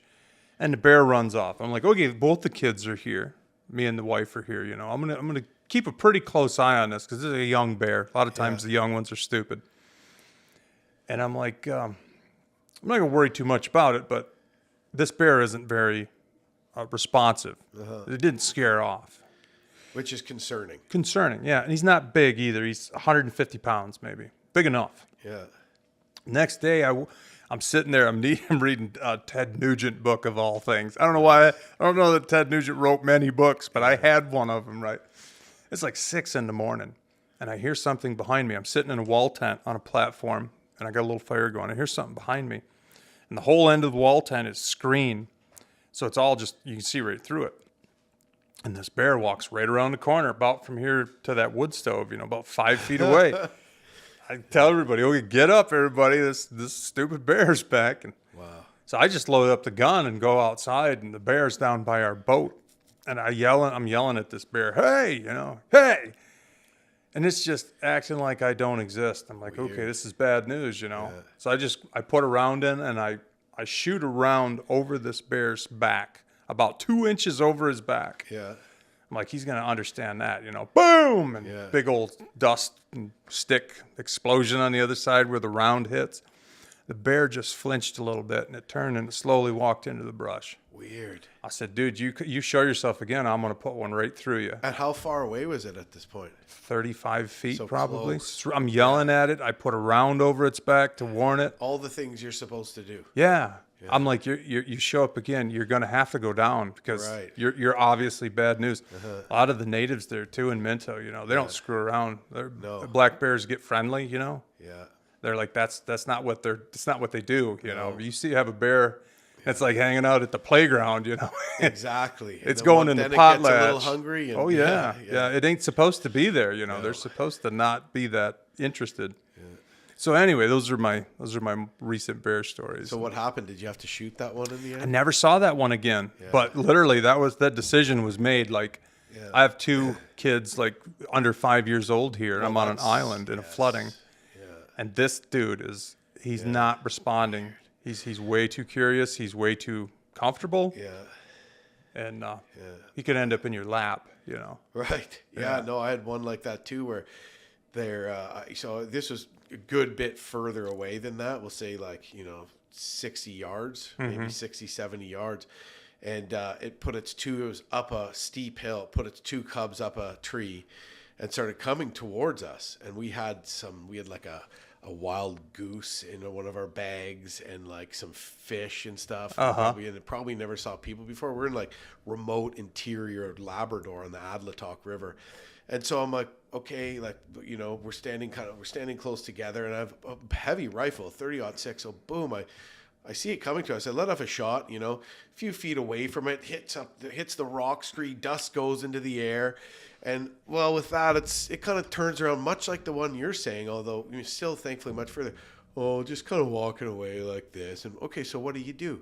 This is back to the unpredictability thing. Oh yeah. You yell, make lots of noise, make yourself look big. So I go, hey, beat it. My buddy's like, get out of here, bear, and like yells at it. Well, it didn't like that, and it just freaking 180 starts running full speed at us. I'm like, we're following the protocol, and they're like, don't yell. It's already leaving. I'm like, but it's not leaving fast enough. Like, yell as much as you can.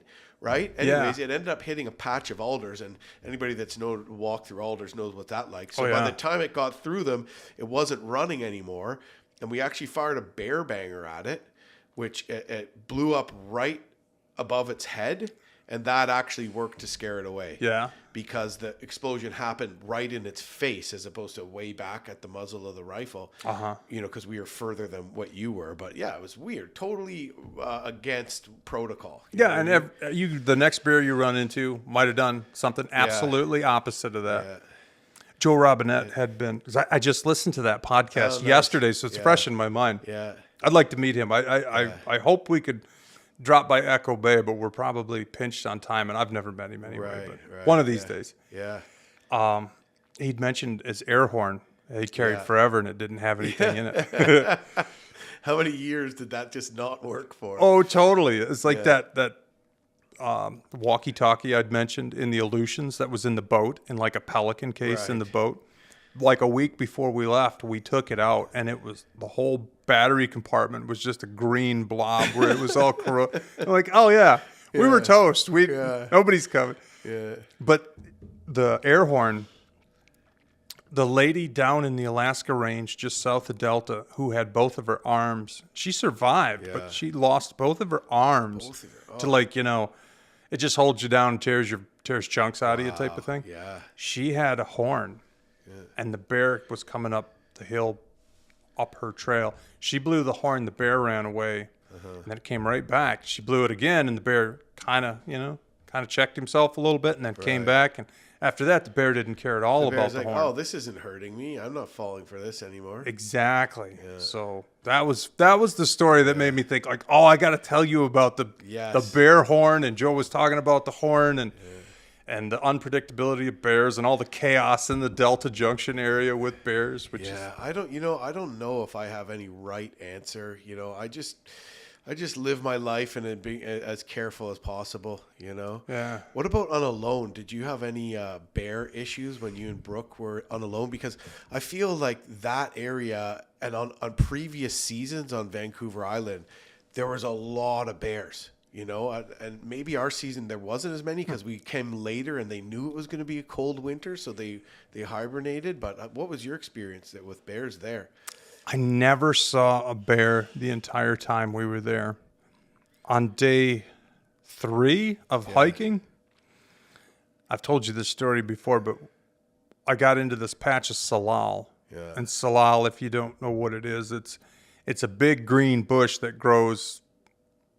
It's not a plant. It's more of a brushy type of thing. It's wood. It's sort of similar to alder bushes in maybe not as impenetrable, but similarly not like horrific thing to walk through endlessly, we could say. Yeah, it was thick enough that I could pretty much just lean against it and it would hold me up. There was enough of it, and there was probably 200 yards of this patch of salal. And where they'd clear cut the area, and then it grows up, and you can see it's like you can see both directions, left and right. It's just nothing but low green. You're like, oh no, this is like a sea of this plant.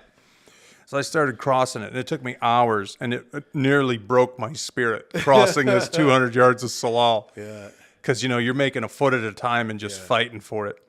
But about 50 feet into this patch, or 25 minutes into this patch of salal. Like I'm just sitting there resting and something about 30 feet from me, couldn't see it, just boom, gets up and just takes off. And I'm like, oh no, this is how it ends right here, man. But it was going the other way. Yeah. And it could have been a deer, or it could have been a cougar, or it could have been a bear, but it couldn't have been anything else because it was big. Yeah, so I'm going to go bear. Because it was probably in there eating the last of the salal berries, which were already like alcoholic by the time we were launched in late October. I think we launched the latest of any season on Vancouver. Like after it was Halloween, the day, maybe October 30th when we left, right? I don't remember. And actually, it's all a blur. Yeah, I know. Well, I remember being, remembering it was Halloween was another one of the things we missed on top of Thanksgiving and Christmas and New Year's. Yep. So I remember adding that to the list. But I thought that was interesting. And, it was cool that Brooke actually brought this up just before we started the podcast about how we were the only people. So we say Vancouver Island, but technically we were on a completely uninhabited island. The only people that had been on that island were clearly loggers. Yep. But I don't think there was potentially any other than maybe scouting activity going on. Very little, if any, human activity whatsoever. Totally uninhabited island. And it was just me and Ted and you and Brooke. And we didn't even know the other one was there. And then you and I were the only people that had to deal ever on the show that had to deal with that kind of terrain and that kind of a challenge, because we had the hiking period where we were dropped off separately and we had to find, so you had to find Brooke and I had to find Ted, and then we had to survive together.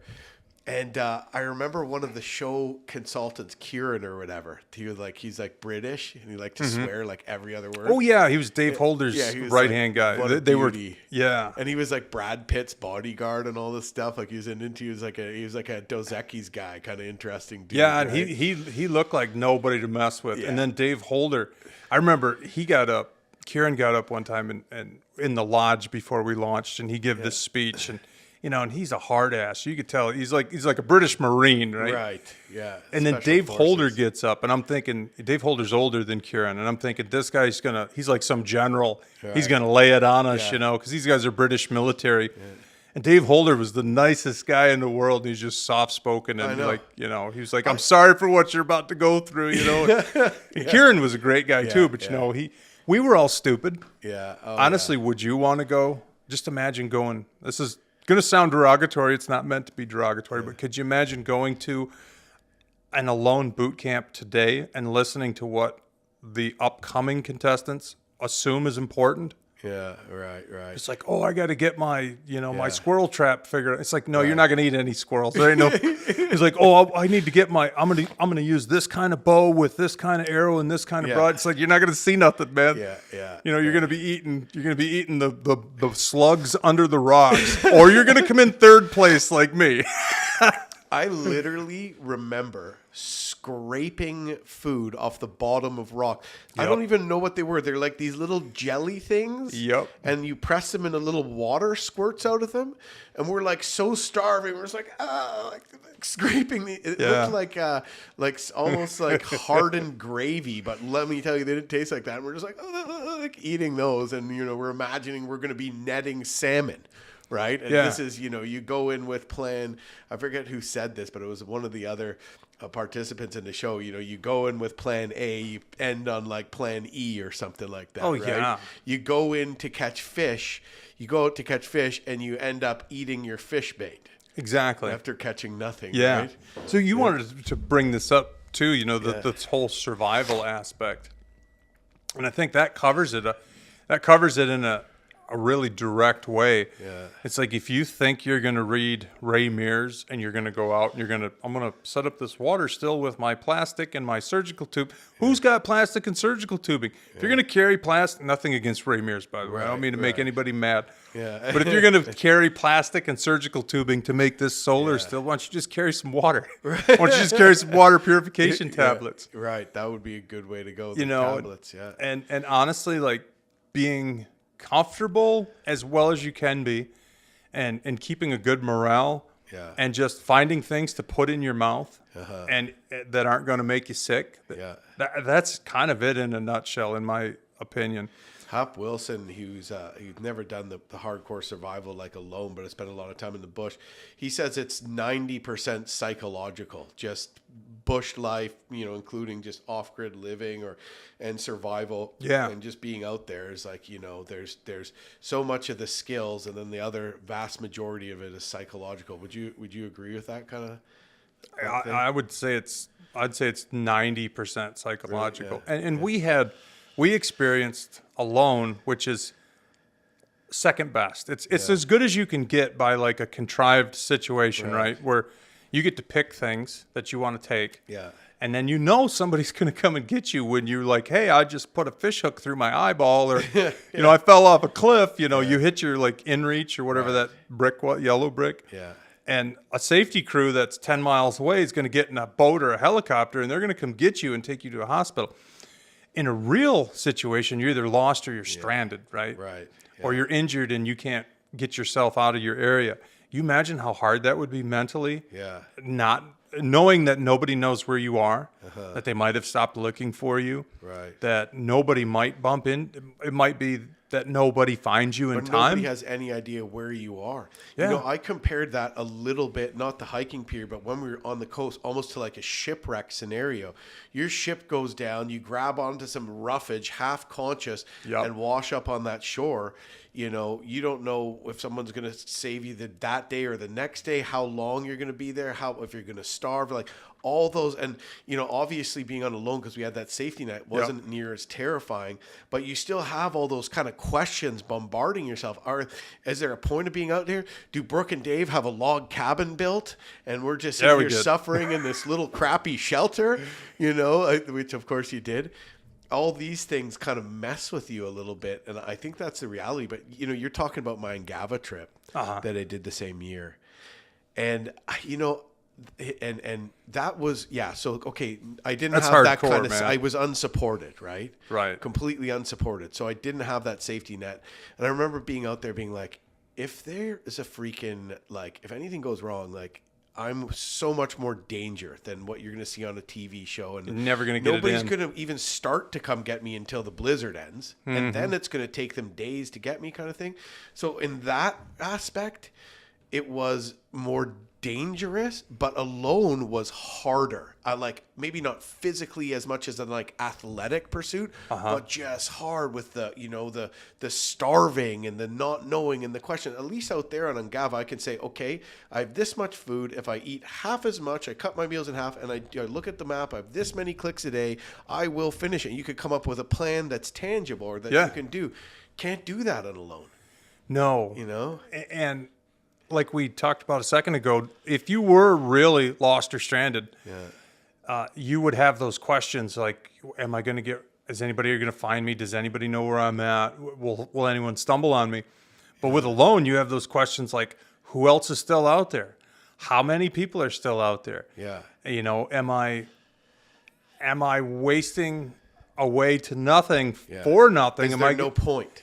Right. And then you're like, maybe you get stupid thoughts too. Like maybe everybody's gone and it's just us and they're just waiting for it to be like a later date. You know, like some Hollywood's like, 8 weeks is not enough. Give them another week. You know? Totally. I thought the same thing. You're like, too. you have no input. And then on the rare occasion when you do see production, when they come out to like make sure you're still alive and get your SD cards, because that's all they care about. Right. Give me your SD cards. That's the show. Yeah. They won't even talk to you, you know? No. You're like, give me a hug, man. Yeah. You know, Who won the how you World doing? Series? And they're like, give me your SD cards. Here's a whole sack of batteries and don't die. Yeah, right. See ya. Yeah, $10,000 or more worth of batteries. It was such a unique experience and convoluted in a way because, I mean, you'd never be somewhere with like all the gear you want. Yeah. But it was like the best way to have a contest like that. And then where you actually, you know, you're trying to live off the land. You're trying to stay warm enough and you're trying to stay out of the weather. And then, you know, the chances of breaking a bone or having a serious, I mean, Ted put a hook in his finger. Yeah. When I was walking into camp on like day 9, I had rubber like crab fishing gloves on the whole hike, just going through the brush. I took those gloves off, and in the last 100 yards, I nicked a knuckle on a stump. Took a chunk of hide off, and it was infected for weeks. Wow. And it's like, when I saw Ted's hook in the finger, I'm like, that could be a real problem. Salt water, I think, was why it didn't become more of a problem. Really? Because if that was fresh water, it doesn't have the natural, you know, curing or germ killing properties that the salt does. So I think that was a game changer. Also, that hook that he had, I don't know why he would have sourced such a crappy hook, but the barbs on it were I think we had to pinch them off. We had to pinch them off.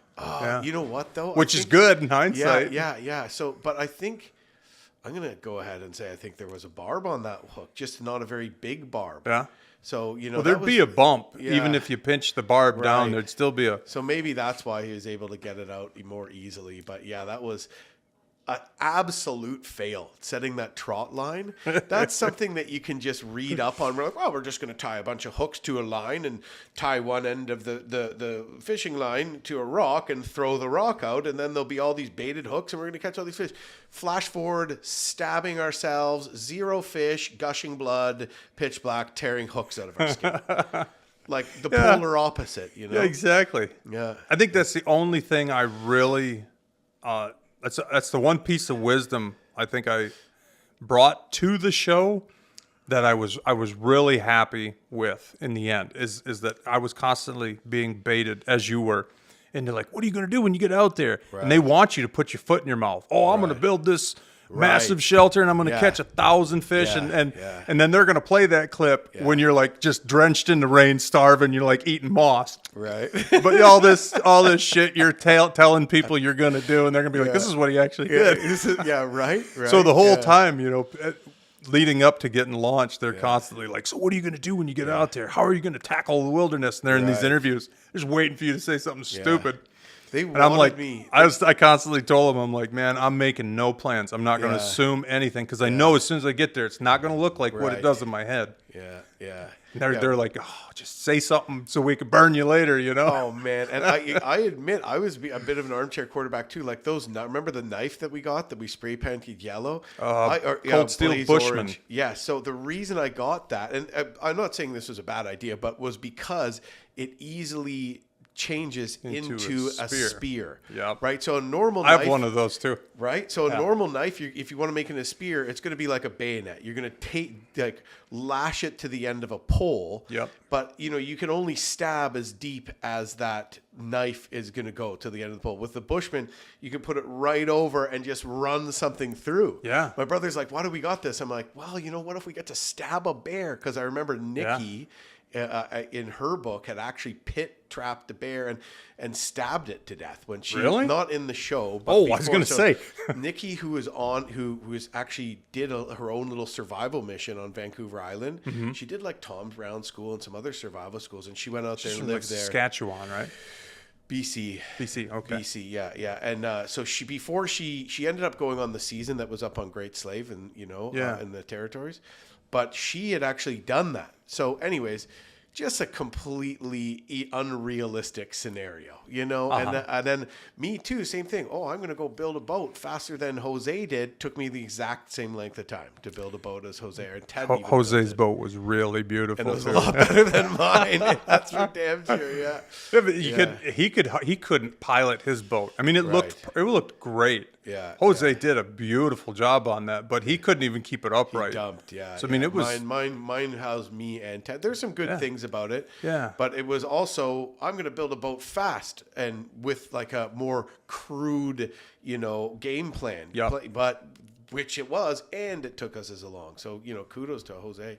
But is there anything else that you can, like when it comes to survival, what did you learn about what you thought survival was or what you think most people think survival is and what it specifically turned out to be in our situation and in the broader sense of survival situations?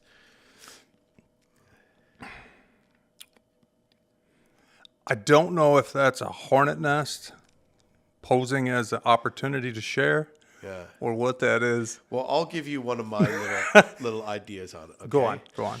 Okay, so one of my ideas, and you kind of touched on this a little bit, was that you think that there's way more time to do bushcraft creations and to do survival projects. Yep. Like, for example, you look in the book, SAS Survival Guide by John Lofty Wiseman, and there's all these different kinds of shelters. And we're like, look at these shelters. Maybe we'll build this one. Maybe we'll build two. No, you know what? We'll build this one here. And then way over there at the different fishing spot, we'll build another one. And it's like, pick one of those things. Oh, yeah. Right? And there's That's all very these true. Right? So it's sort of like you think you're going to have time to do these things, but you become quickly restricted by the walls of your own, hunger and weakness and need to just go get food. Does that something you could relate to? Yes. One thing I did learn, you'll totally get this, is what you can squeeze out of yourself during the course of a day is about a fifth of what you think you can. Like, you'd get up, boil some water, make yourself something to drink so you got something in you. The tide's not right, so you're not fishing yet. You go cut a little bit of wood, get wood for the evening. And it seems like you could never cut enough wood. Right. And then even a little bit of wood, it's taken enough time and you're filming, so that's kind of unnatural because you're not going to do that if you're actually starving in the woods. Right. But like, I didn't think we could get anything done. Like, everything took forever. And you're grabbing this gear that you're just living on like protein and water. Yeah. So I think you don't have that carbohydrate energy. You got like the slower, like, bulldozer speed energy type of thing. And no fat, very little fat. I lost a pound a day. Wow. And I never really dealt with hunger because I had, I've got like this giant scar up the front, right? I've had 2 stomach surgeries where I had like a fibrotic tissue bowel obstruction type of thing. This was like 4 years where I was being treated for Crohn's. Yeah. I didn't have Crohn's. I had like this fibrous, like, it's like scar a fibrosis scar tissue type of thing. Yeah.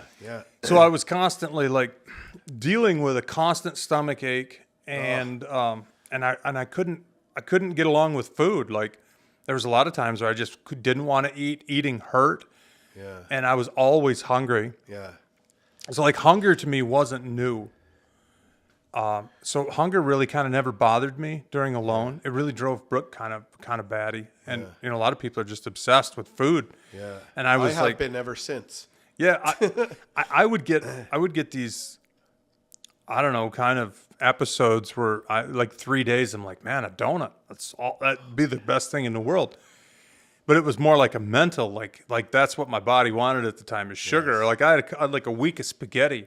Like, man, spaghetti. If I got out today, spaghetti or an omelet, and I love omelets. I'm like, man, I'd be the first thing I'd eat is an omelet. And then I had like a cheeseburger phase. But I never was. I remember where you're like, that button, the tap. Oh yeah, totally. That's the cheeseburger button. Right there. Yeah. But That's then the pizza button. Then when you tap out, you find out you can't really stomach everything you thought you were dreaming about. They wouldn't feed it to us when we finally tapped out. Yeah. And we knew Brooke was going to get pulled anyway, so it's like, well, what are we going to stay here for? She did. She was getting pretty slim by the end. Well, we all were. Yeah. Yeah. I'm almost today. I'm almost the weight I went into alone. Mm-hmm. I've been much fatter in the last couple of years. Me too, man. Yeah. Me too. I just can't stop eating everything. That people are like, what did you spend your money on? I'm like, food. I just felt like, I guess in a way, maybe your body, you just hold on to that after you've had that starvation experience. Could be. Maybe you hold on to it. So maybe, if you in that situation again, you do better. Could be. Your body's trained to it. What was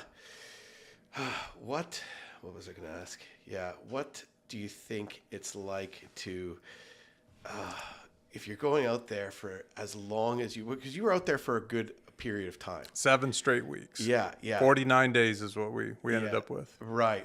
So you think that they were going to end up pulling you in the end? If Not me, but Brooke. Yeah, okay. Because I came in nice and fat like I usually am. Right. I was past all the stomach issues at that point, and I think I was 236 going in.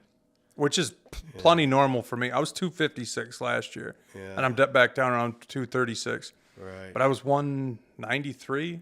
Yeah. And like you, 193. So that's like Marine weight, right? You'd be ripped, but not a guy like you. If I was 210, I'd be like skinny. Yeah, exactly. Right. That's the same way with me. Like at 193, I look like a skeleton. Right. Yeah. I'm just my frame's not built that way.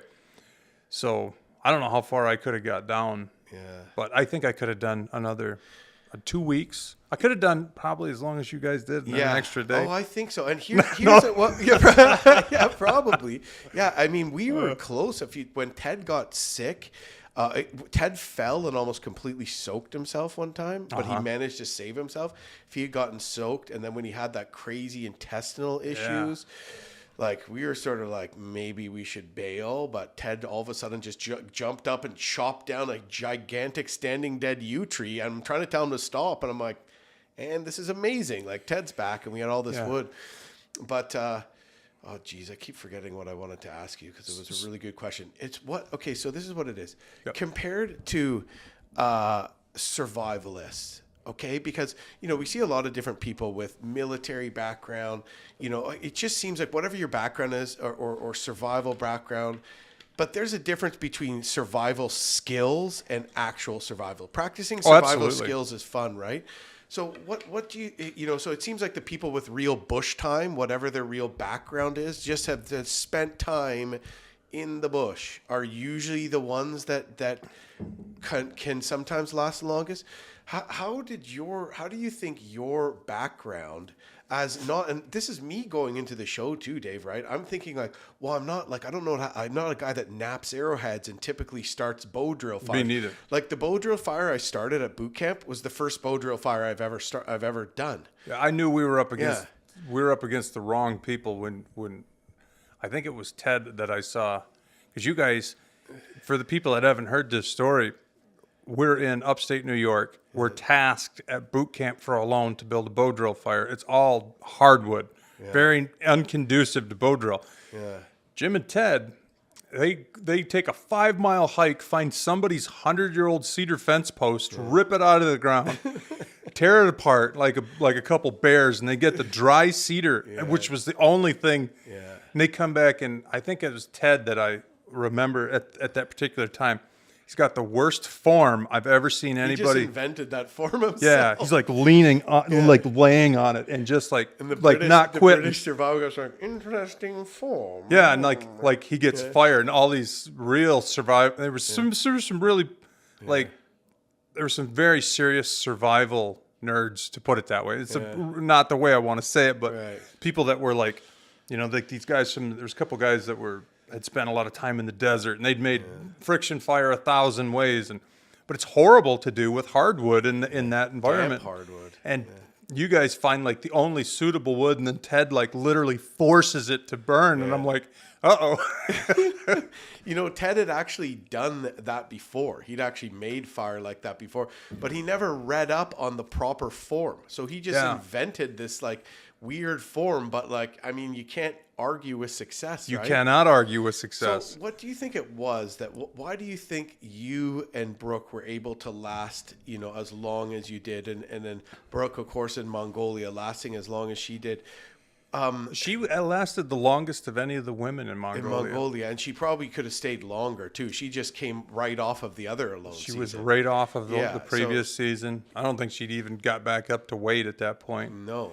And so what do you think it is about your and Brooke's lifestyle and just your past experiences that made you good? Because sure, that's related to the outdoors, but it's as far as I know, related to survival, but it's not like you are a survivor. You don't bill yourself as a bushcrafter or a survival expert. Nope. So why do you think that you were able to be a better survivalist than people that kind of bill themselves as survivalists? Well, that's a good point. Like, I don't think you and Ted... It's a good question, too. I don't think you and Ted ever billed yourselves as survivalists. You guys were adventurers. You're backcountry travelers. We're bringing like 10 lighters every bag, And then, like, I remember hearing the story, about Ted getting poked in the eye with the stick, and he's got like this gangrenous, pus-draining eye, and it's like, you need to get him out of the bush. And he's like, I've been waiting for this trip all year. Yeah. And he takes the rest of this trip with a gangrenous, like, pussy eye. That was gross. And it's like, you can't learn that. Yeah. You either are that person or you're not that person. So for like a Jim or Ted Baird, it's like, it's such an incredibly high threshold for suffering. Like, that is going to pay dividends if you ever need it. Where somebody that's like got every book ever written on bushcraft and survival, they might have an intellectual, encyclopedic knowledge of like how to get fresh water, but have they ever tried it? Right. Have they ever been in the middle of nowhere and not had their doodads and gadgets and like actually put this to the test when they're like in a rainstorm and it's 30 degrees and they don't have a place to get out of the rain? And right. And it's not fun anymore. From a really nuts and bolts standpoint, when they told us we were going to Vancouver Island at boot camp, I'm like, okay, I'd never been to Vancouver Island, but I'd lived in Sitka. Right. Not much different. Worse. And I fish Valdez, and Valdez is a hellhole. Like, beautiful place, but you wouldn't want to get in the backcountry there because you can't see the ground. It's so thick. It's all broken. Everywhere. Devil's Club everywhere. So going to Vancouver Island, I knew that almost everybody there had seen the show version, which looks completely different than the actual being there version, right? Right. You can't get it in the camera what you're actually living through. It's two different things. So I had no illusions of what that country was going to be like. I'm like, I know what that country looks like, even though I've never been there. So it's like, this is going to suck. It's really going to suck. Yeah. And I feel like it's good to go in there with knowing this is not going to be a cakewalk, right? Yeah. I feel like if you think it's going to be easy, you're going to be sorely surprised. There was one guy that was with part of our group, and I won't mention his name. Nice guy, good person, and probably a lot of good cred, real cred. Yeah. And he'd mentioned he was gonna, on day 2 he's gonna shoot a deer and put it in a tree, and then on day 4 or 5 he's gonna come back and find it. And I'm like, you have no idea. You have 100 miles of flagging tape? Yeah. Do you have a GPS? Like, have you not been outside? Because we were on Vancouver Island at the time, and we had all been out in the bush, like just doing camera training and stuff like that. And to hear somebody say what they're going to do in that environment, and they're going to travel a dozen miles and then come back and get this deer that they're going to find and shoot, and then they're going to put it in a tree. It was literally like finding a needle in a haystack would be a gigantic understatement. It was so you'd be better off to find a needle in a haystack. It was so divorced from reality. I'm like, you're not even paying attention to what this is all about here. You're gonna. Yeah. I found, and I've told you this before, kind of off subject, but on that hike, we had compasses. You have to have a compass. You never get anywhere. Yeah. But I would pick a tree 50 feet away, get on my compass heading, and I'd walk to it. And when I'd get to it, I would always guess like where the next tree was. Yeah. I'd pull the compass up, and it'd be like way off, like 45 degrees off. And I'm just like, I wouldn't get up. Sometimes blowing myself away and just been like, I got to trust the compass, but I can't believe it's right. Yeah, absolutely. You know? Like, you're like, that's not right. Yeah. It's like, I was right back there and I walked here and now I got to go to this tree, and you pull up the compass and it says you got to go that way. And it's like, how is that in a straight line? Yeah. I wouldn't have got 100 feet into the bush without the compass. I just walked in circles, you know? Yeah. Yeah. I remember out of anybody too, it was, you and Brooke and also Sam and Pete, and I think it was the three of our groups that ended up staying out there longer. But we were sort of sharing ideas and things with each other. I think we were a little bit less worried about that.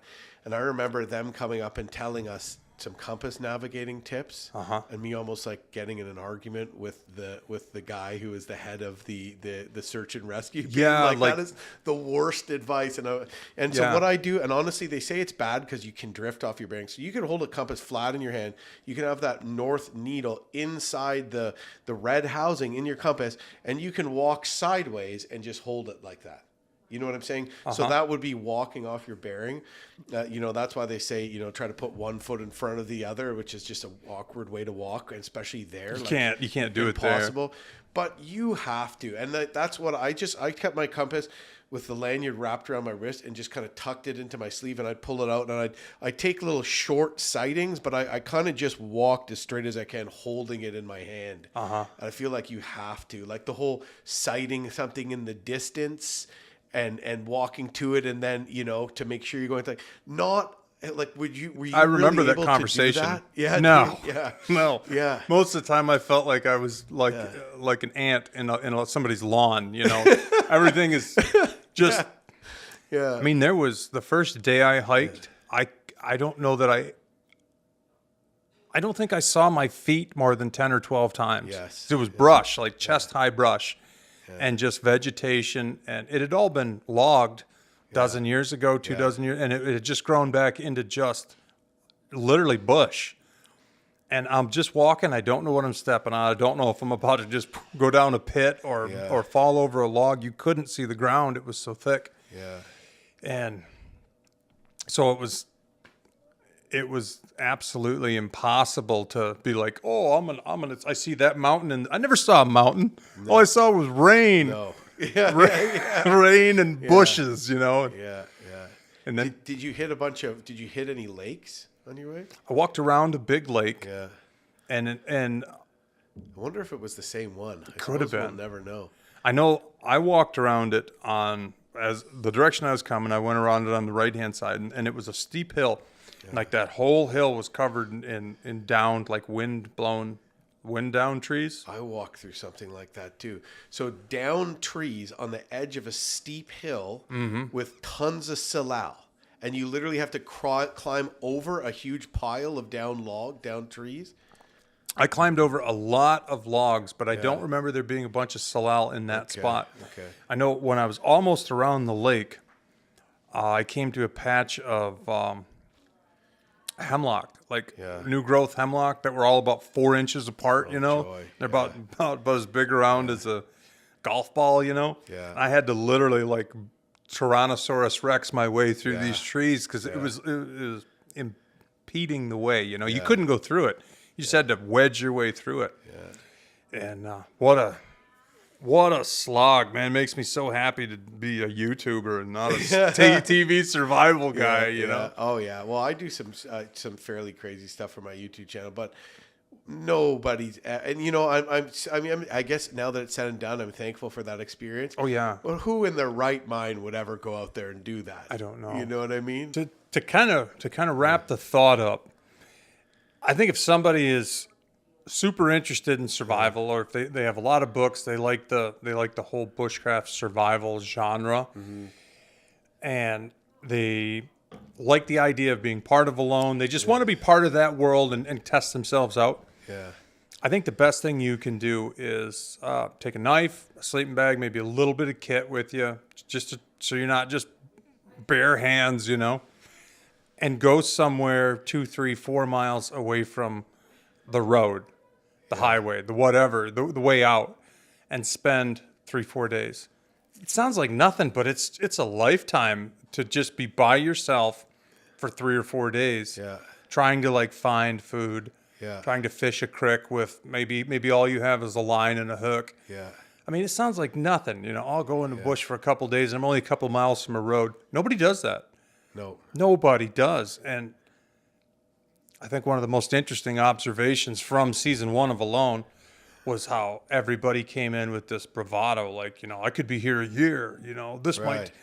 And that's because nobody actually does that. Nobody goes into the woods to try to survive. People say that. You'll see that in the comments on your YouTube channel. I lived 3 years in the bush, just a soup pan and a rusty knife. And it's no, actually, that's not real. No, that's true. It's not. Because, the people who were going to do the first season of Alone, and the production crew and the safety people that are there to save you if you die, that come in a helicopter and get you, 8 hours after you break your leg, they had to walk in and get the one fella in the middle of the night, which would have been loads of fun. Yeah.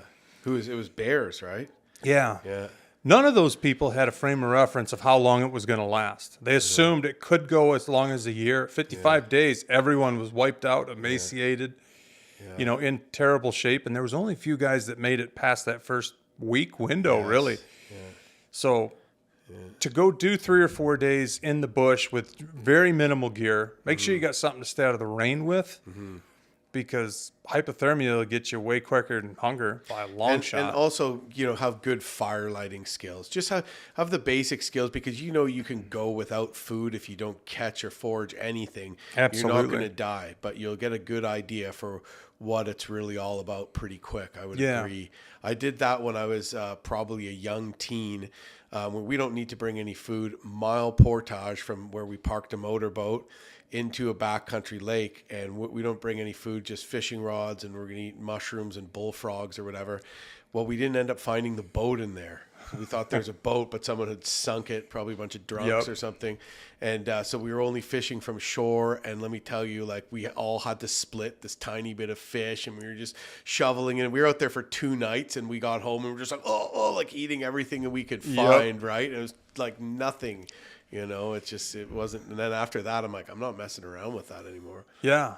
And a camping trip with your friends where you got old Milwaukee and everybody's got sleeping bags and tents, and most people that are interested in survival have done that. Right. A camping trip with your buddies dozens of times. They think, I've been out in the woods a lot. Yeah. And it's well, don't take your friends, don't take your food, and don't take your gear. Go try it. And you realize that nobody ever does that. And it's it's lonely. Your brain is kind of all over the place, because you're man, I've been here forever. And if you had a watch, if you brought a watch, you'd be I've been here an hour and a half. Yeah.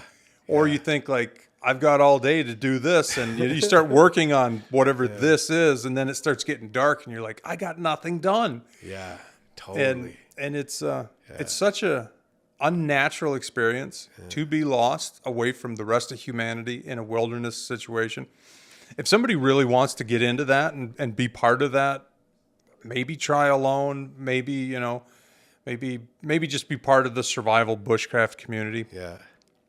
That's probably, in my opinion, that's where they should start. Don't worry about what brand of knife you have and what kind of grind is on the knife. Right. And these topics were beat to death 10 years ago, and it never mattered in the first place. Just don't get caught in the minutia of it, and the forum world, I suppose, where this person says, well, this is the only way to do this. The other person's that's exactly the wrong way. Right. Just this internet rabbit hole. Yeah. Take a little bit of gear, go out for even 2 days, because nobody does 2 days alone. Yeah. And you go spend a couple days in the woods, minimal gear, try to feed yourself, try to stay warm, try to stay dry, and you'll know more than 99.9% of everybody out there who has an opinion about it. Yeah. Wow. That's a really good way to look at it. Do a I week, would agree. you won't even be able to talk to other people after a week. Right. Yeah. Because they will have a different perspective. That's the Yeah. one thing. We talked about this before, Jim. That's the one thing I really wanted out of Alone is like, you knew right after watching season 1 that the people that were out there 30, 40 days, 20 days, whatever, those people were not the same people anymore. They did not have the perspective that they came with. And like that transformation, to me, that was like the real goal. Like, I want to be that person that understands what this is like, because I probably would think I did if somebody was, like the camera people before launch, they're trying to pump you up. Yeah, you've done all this cool stuff. You're gonna crush it, right? And you're like, I don't know. But you have a tendency to feel like, yeah, I got this. Yeah. And that's what you were looking to get out of it? I wanted the perspective of the people that had been there 30, 40 days, or even 10, 20, 15 days. Because those people are like, okay, it's not about, when they were done, when they're pulling people out, they're not the same people that came in. Yeah. They don't have the bravado. They don't have any of that. I'm going to crush it. Humbling. They've lost all of that a long time ago. Yeah. They're like, that's, like, what do you want now that you're out? And like, I want my feet to be dry. Right. I want to be able to sleep without, my side getting wet from being, up against. Just the basic human needs are all of a sudden much more coveted, that you took for granted. Yeah, and take that guy like a Dave McIntyre, like a Jim Baird. Take that guy and put him back in a boot camp with all these kids. I'd call them kids, but they're our age, older, younger, just the spectrum of humanity. Yeah. Who are getting ready to go into Alone. They're like, I'm going to do this, I'm going to do that. It's going to be awesome because I know these things and I've got these tools and they're dialed in this way. And it's like, talk to me in 7 weeks, man, because you're not going to be that same person. That guy's going to die in the first week, and whoever you are at the end is not going to be that guy. Yeah, it's humbling, isn't it? Oh yeah. Yeah, and you realize like, I made some good choices coming in. Made some poor choices. I made good choices with my time. I made poor choices. Yeah. If I had this to do again, it probably wouldn't be as fun because you can only take so much misery. And if you were like the people in Mongolia, which was a one-off season for everybody that doesn't know, the next season of Alone, they had previous year contestants. They went to Mongolia. Yeah. Brooks said it was like a funeral. Before launch, where with us it was like a party. Everybody's like, like waving at the camera. Green. Like, we were the last year that went to Vancouver, right? And Vancouver's like original Alone. The green helicopter came in. Everyone was like, it was such a party, and we're like, we're really here. We really get to do this, Right. In Mongolia, and Brooke will tell you about this when you talk to her. She said, it was like everybody was subdued. It was like a funeral. Everyone was like, oh man, I don't know if I want to do this again, They didn't have they knew everybody terror knew that they're about to put themselves there was none of these macho, boot camp crowd. People were much more humbled. Yeah. Oh, absolutely. And then they knew that the stress of what that experience is going to be like. They know like if I do halfway decent, I'm going to come out of here, my joints are going to ache. Yeah. My stomach, I'm going to not be able to eat right for months because certain things are going to upset me. I'm going to probably get too deep into my thoughts. And, we're kind of on our own little planet, you and I, because the season 4 crowd, we got to do it with another person. Right. And the rest of the Alone seasons, they had that isolation factor that we didn't deal with to the same extent. Right.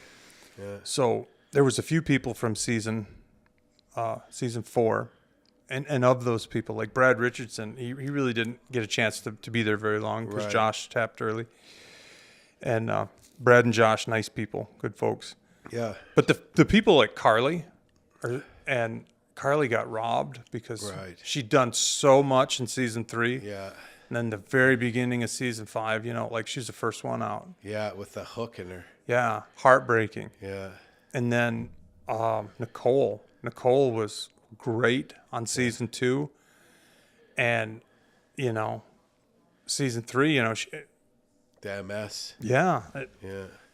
And She was falling down. Like she couldn't. Absolutely. Got a huge bout of MS, right? absolutely. I think that there's all kinds of factors that are completely out of your hands. And I also think that there's sort of a lost fallacy that if you have all these skills, you're going to be able to survive. But I think people forget there's a finite number of calories in a given area. Totally. And no matter how good you are, you can't manifest calories. That's true. Did you find that you saw things more clearly like this when you're out there? You know how, for example, like people fast, or natives, a lot of indigenous North Americans would go on like a vision quest where they'd fast for 3 or 4 days and they'd see things more clearly. Did you, through fasting or hunger, if you think about it, did you see any of those kind of realities of survival or anything else more clearly while you're out there than when you're back home? And I always thought it was just because I had time to reflect on it, but looking back, I feel like I did, and it probably had to do with the fasting or the starvation is probably a better word. That's an interesting question. I like to give you a couple things on that. Number one, we were catching quite a bit of fish. Yeah. I went there with the only skill I had is had a was like great building method. and fishing. I like building stuff. I like fishing. So I'm like, I got a chance, right? Yeah. If I had incorporated your message with your tactic with the different line that you could break off and the rock, we probably would have done better. I was just kind of casting, and you were kind of had like a set line with a weak line tied from the bottom of your hook to a rock. Yes, it was a breakaway sinker setup. Amazing. And I lost like 8 hooks, and I'm like, we cannot do this anymore. And it was like a sit down and figure it out. Yeah. And it was like 50-pound test with a hook, kind of like a Schnelled hook off to the side. Yeah. On the 50-pound, and then it was a 20-pounder, 10-pound, and then the rock on the bottom. Yeah. And I figured out a knot where I could tie a rock on and with like a jam knot, and it would clinch and not come off. And then you're getting snagged every time you throw it in the water, because it's all barnacles. And so that breakaway, that saved a lot of hooks. We were doing okay fishing. So I think as far as a revelation of how things actually are, I probably never got past the idea that, we're doing okay. We got a chance because we're eating every day. Yeah. But when I would go to bed, you talk about clarity, I would look forward to laying in bed at night because like your head was like crystal clear, and you could almost sit there and enjoy thinking as much as if you're watching a movie you hadn't seen. You're like, yes, you just sit there and think, and your dreams were like insanely vivid. Yeah. Do you think that had to do with the reduced, because you're eating, but I think one of the things that people also don't realize is how much food they really need to sustain. Like even if you're having one good meal a day, and that's it, you're still fasting. You know what I mean? Yeah, absolutely. Right? And like you can't just not eat for 5 days, slam a Big Mac combo and fries and be right back to how you were 5 days ago and do that again and again. No. Right? So it's still like, I wonder now reflecting on it if some of that clarity that, I had like things I wanted to do in my life. I'd have all these ideas and thoughts and excited about it. I wonder if some of that had to do with being hungry, I think so. Yeah. I really do. Because like you said, even though you're eating, personally, I was dropping a pound a day. So that says a lot. And I'm not doing much because everything you do just feels like you're just wearing lead britches. You're not banging off cardio on the exercise bike out there. I actually had this great big chunk of driftwood. I was using it to like split other chunks of firewood. It was like and I set a firewood on it and split it because the ground was so soft. It was something to set wood on to split. And it was huge, it was foot thick and 3 feet long. And I drug it up from the beach, put it where I wanted it. And like day 30, I went to move it. I couldn't get it off the ground. I'm like, I'm wasted away, man. You realize you'd lost that much. Yeah, I couldn't pick it up. And I'm like, that says stuff I don't want to hear. Yeah, that's so cool, man. It's so interesting to sit down and talk with you. We haven't chatted about it for a while, but just somebody that was on the same season that did the same hike. Same island, even. Yeah, same little island. It's so cool. Yeah. But okay, well, I also think that, a lot of the stuff that you have done in your life, which is very fascinating, by the way. Thank you for sharing it all. Appreciate it. There's a lot of other people that might want to try that of all different age groups that might think they can't do it, or where do they start?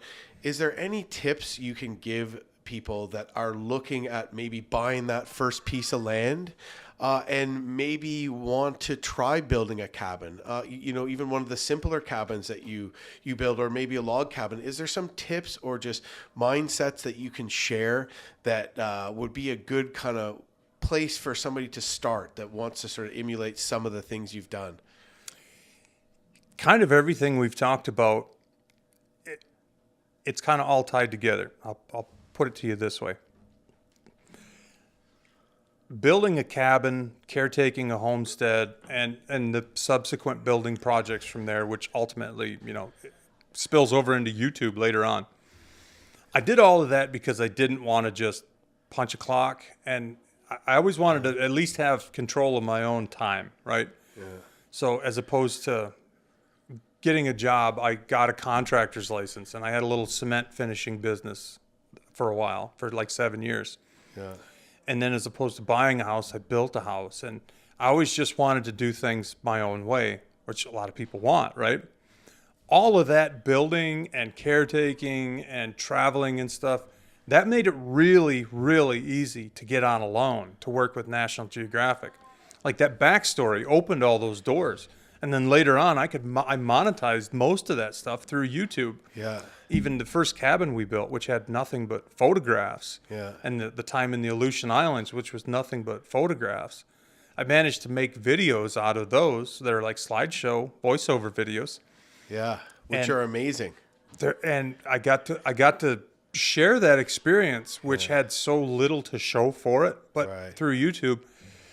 So to kind of tie the thought together, like you gotta ride your own ride, man. You got to do what you want to do in life, and don't get stuck settling. Don't get stuck settling for something that you're not happy with, unless you're wired that way. And some people are. Some people, like if they get that job at the factory and they got a time to be there and a time to leave, and they get 2 weeks a year. Some people need that structure. I've got friends like that they need to like have, this is my schedule, this is what I'm doing, this is what I get paid, this is how I can budget it. Nothing wrong with that. But some people aren't wired that way, and we shouldn't expect them to fit into that mold. Because, I mean, like, take yourself, for instance. You just burn up and poof, turn into smoke if you just, had to pump gas every day. Right. And, like, couldn't get out and do the stuff that you love to do on the river and filming and adventuring and stuff. Yeah. So you kind of got to ride your own ride, which is a motorcyclism. Nice. Even if you're riding in a group, you're riding solo. You got to do your own thing, right? Mm-hmm. And if you're happy, you've already won. If you decide you want to go to Mexico and dig clams on the beach, and that's what you want to do with your life, if you do that and you're happy, you've kind of already won. But to take that farther, maybe that's going to open a door for you that you don't know about at the time. Maybe they're going to make a show about digging clams in Mexico. Who knows? Mm-hmm. And you're teed right up for it. And then, so true, man. Yeah, and then like later on, you're like, man, maybe I should do a podcast about clam digging in Mexico. And it turns out everybody's interested in it, and and you're like that guy from the TV show about digging clams in Mexico. That's his podcast. And it kind of the odd lifestyle that you have, an odd lifestyle, it's kind of these compounding avenues. Yeah. For me, it's been, I built a cabin because I didn't have the money for a house. I built a little dry cabin because in Fairbanks, there was all kinds of dry cabins. That was not unusual. It was normal. Like the outskirts, the mountains around Fairbanks, lots of bad land. lots of cheap little dry cabins for rent or for sale, or people build for themselves. So that's how I came into building cabins. Nowadays, I make 90% of my living with a camera building cabins. Right. And it's given me the opportunity to buy real estate as an investment, and I can put a cabin on it for when I want to use it, and I can monetize that through video, and anybody can do that. I mean, and it might not be that same pattern or anything close to it, but you got to do what you're kind of cut out for. You know, like, did you ever think that portaging was ever going to be an economic engine for you? I thought all that stuff, you couldn't make a dime ever since the fur trade era. There you go. Yeah. Like, what do you do for a living? I carry boats through the woods when there's no water to run. I mean, Yeah, exactly. but that's part of what you do. Yeah. And maybe nowadays, I wouldn't say maybe. I would say nowadays, it's kind of the golden era for being able to share what you do with other people. Like, I've made thousands and thousands of dollars digging outhouses. Who does that? I'm the guy on the internet digging outhouses, and it's because I need an outhouse at this property, or I need to fix my outhouse in Alaska, and it's like, well, I'll film it, and people watch it, and it's like, I have a video that has 1 million views of my brother and I building an outhouse. Yeah. And I wake up and think, this is the weirdest life I've ever had, you know? Yeah. But that's possible for, Yeah. you know, it's possible for most anybody. You just got to do your thing, man, and then try to figure out how to make it work. Pretty much. That's awesome, Dave. I think a lot of people can take a few things home from that. Is there anything, where can people find your stuff? We talked about Bushradical on YouTube. Is there anything else? You don't have any other social platforms or anything like that? No, and Bushradical is actually, it's not a bushcraft channel. No. We've talked bushcraft a little bit, so I actually got that name from a random band name generator on the internet.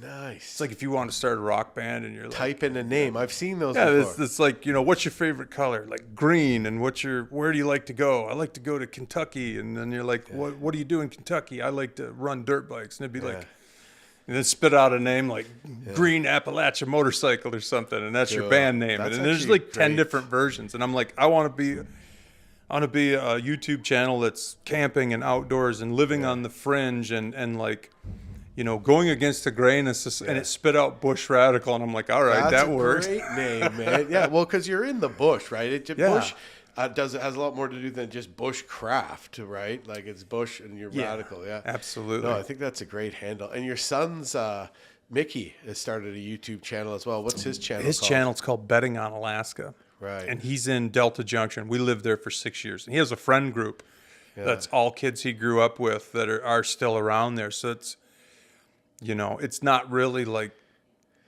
it's his adventure and his life up there. Yeah. But that's his home, really. Yeah. I mean, it's just as much of a home as Michigan was, because we lived there about the same amount of time. He's born there, right? He was born in Fairbanks in a real estate office. Oh, there you go. It used to be a birthing center. Now it's like West Madden Real Estate. Okay, good. It wasn't a real estate office. It wasn't a real estate office at the time. Yeah. No.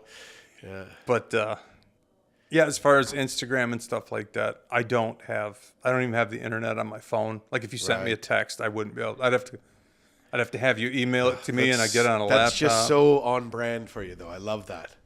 So I have no Instagram. Probably save a lot on your phone bills. I guess. I just got talk and text. It's like $30. Yeah. See, Canada, we get gouged hard in general for mobile service, but yeah, it's like $100 a month for me, Canadian, probably more. Yeah. You know? So just YouTube for me. Yeah. I don't have anything on Instagram or TikTok or what's the other one? There's another one. Facebook. Yeah. Facebook videos. That's like a thing too, Facebook right? Watch. Yeah, that's all part of Facebook. Yeah. Ted has done well. My brother Ted's done well with that, just speeding up some of his bushcraft shelter builds, and like gone crazy viral on Facebook too. Yeah. I've thought before about asking Ted about that, because I knew that he'd done well on Facebook. Yeah. but he never shows up when he's supposed to. Right. Yeah. He had a pretty Ted, good excuse. Ted, if you're watching this, we expected you to be here, and you ditched us, man. He but broke some hearts, including mine. But that's all right. He had a good reason, though. Yeah, I know he did. Yeah. So, absolutely. Yeah. So how are you going to argue with that? Yeah. But email is the other one. Yeah. Is email is. I have my email address on the YouTube channel. Yeah. And it's funny actually. Like of the alone people. Yeah. My channel is the third biggest channel of anybody. Congrats. Joe Robinette's. You hit 1 million subs recently. Yeah. Not too long ago. I'm on my way to huge. 1,000,001. Wow. Joe Robinette is the biggest, of course. And Zach Fowler's right behind him. Zach Fowler's put a lot of work into it for sure. Yeah, he's got a ton of.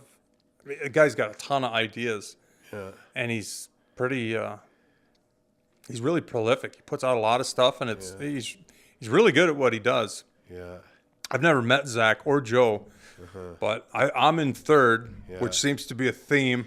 Oh man, I came in third on alone. Now that there's a competition, I'm gonna have to step it up.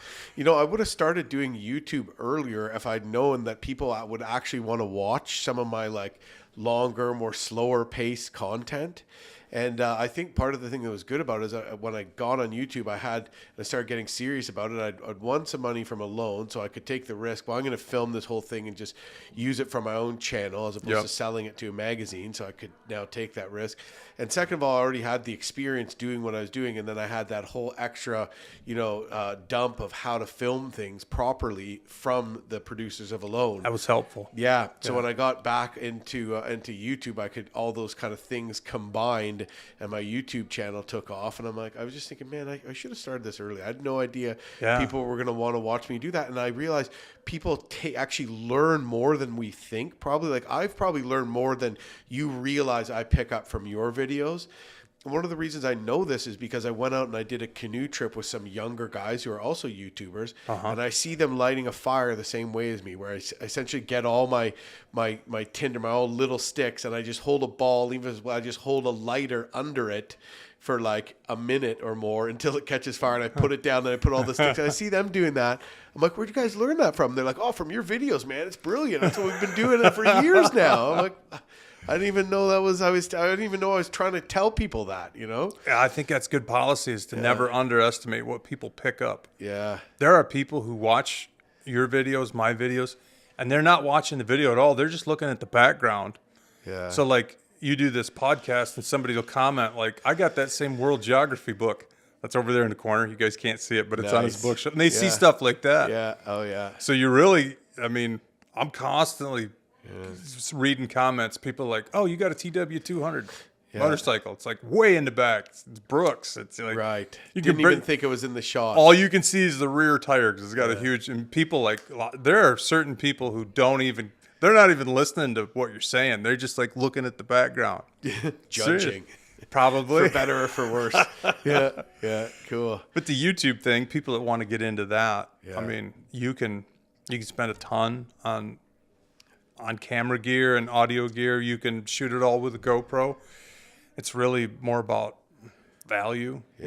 Try to figure out the thing that you would do, that you have experience in, that you've got some insight in, that other people want to watch, and put those together. And because there's a lot of stuff I don't film because I'm like, nobody's going to watch this. Right. I would like watching your little motorcycle trip there up to see your buddy while you're hammock camping and you're feeding the gray jays and you got a few different cool GoPro angles and, probably wasn't your best video ever, but I thought that was pretty fun, man. I enjoyed it. Yeah. Do you ride? No, I don't. Okay. ATV, snowmobiles, but not bikes. Got it. I don't need too many more dangerous hobbies. Probably but it's not. Definitely something that I might do, So yeah, no plans as of yet.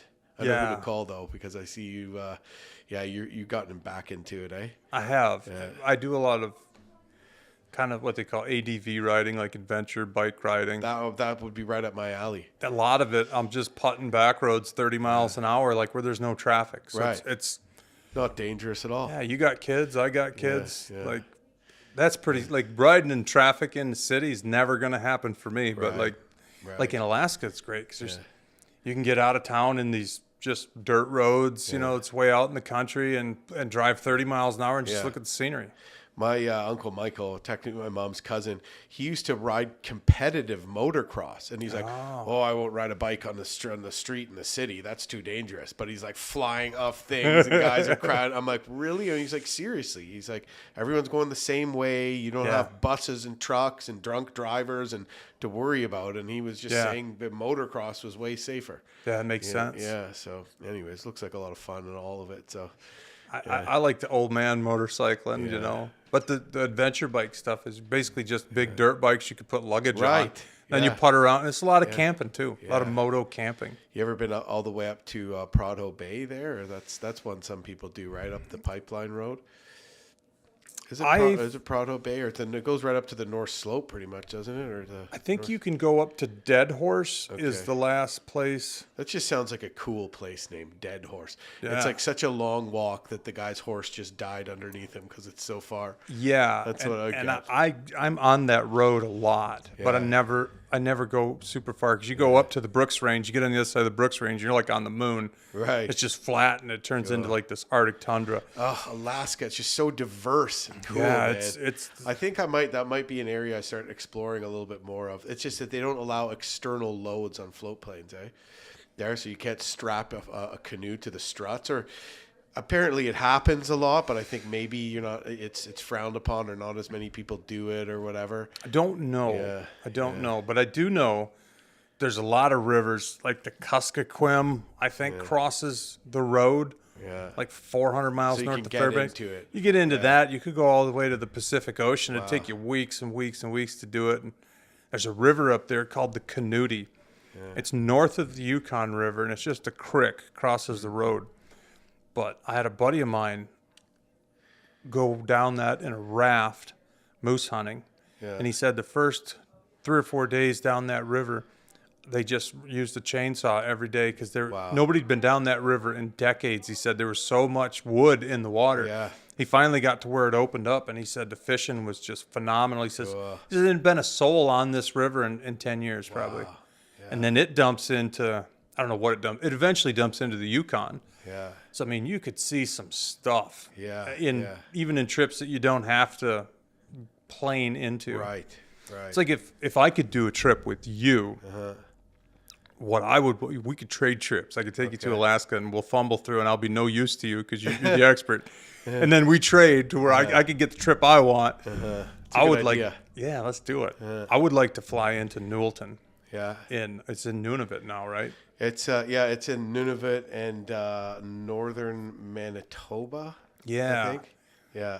I read an account one time years ago. It was a Ben East story of a couple guys that flew into Newellton, Lake Newellton, and then they couldn't find the Thwasnia.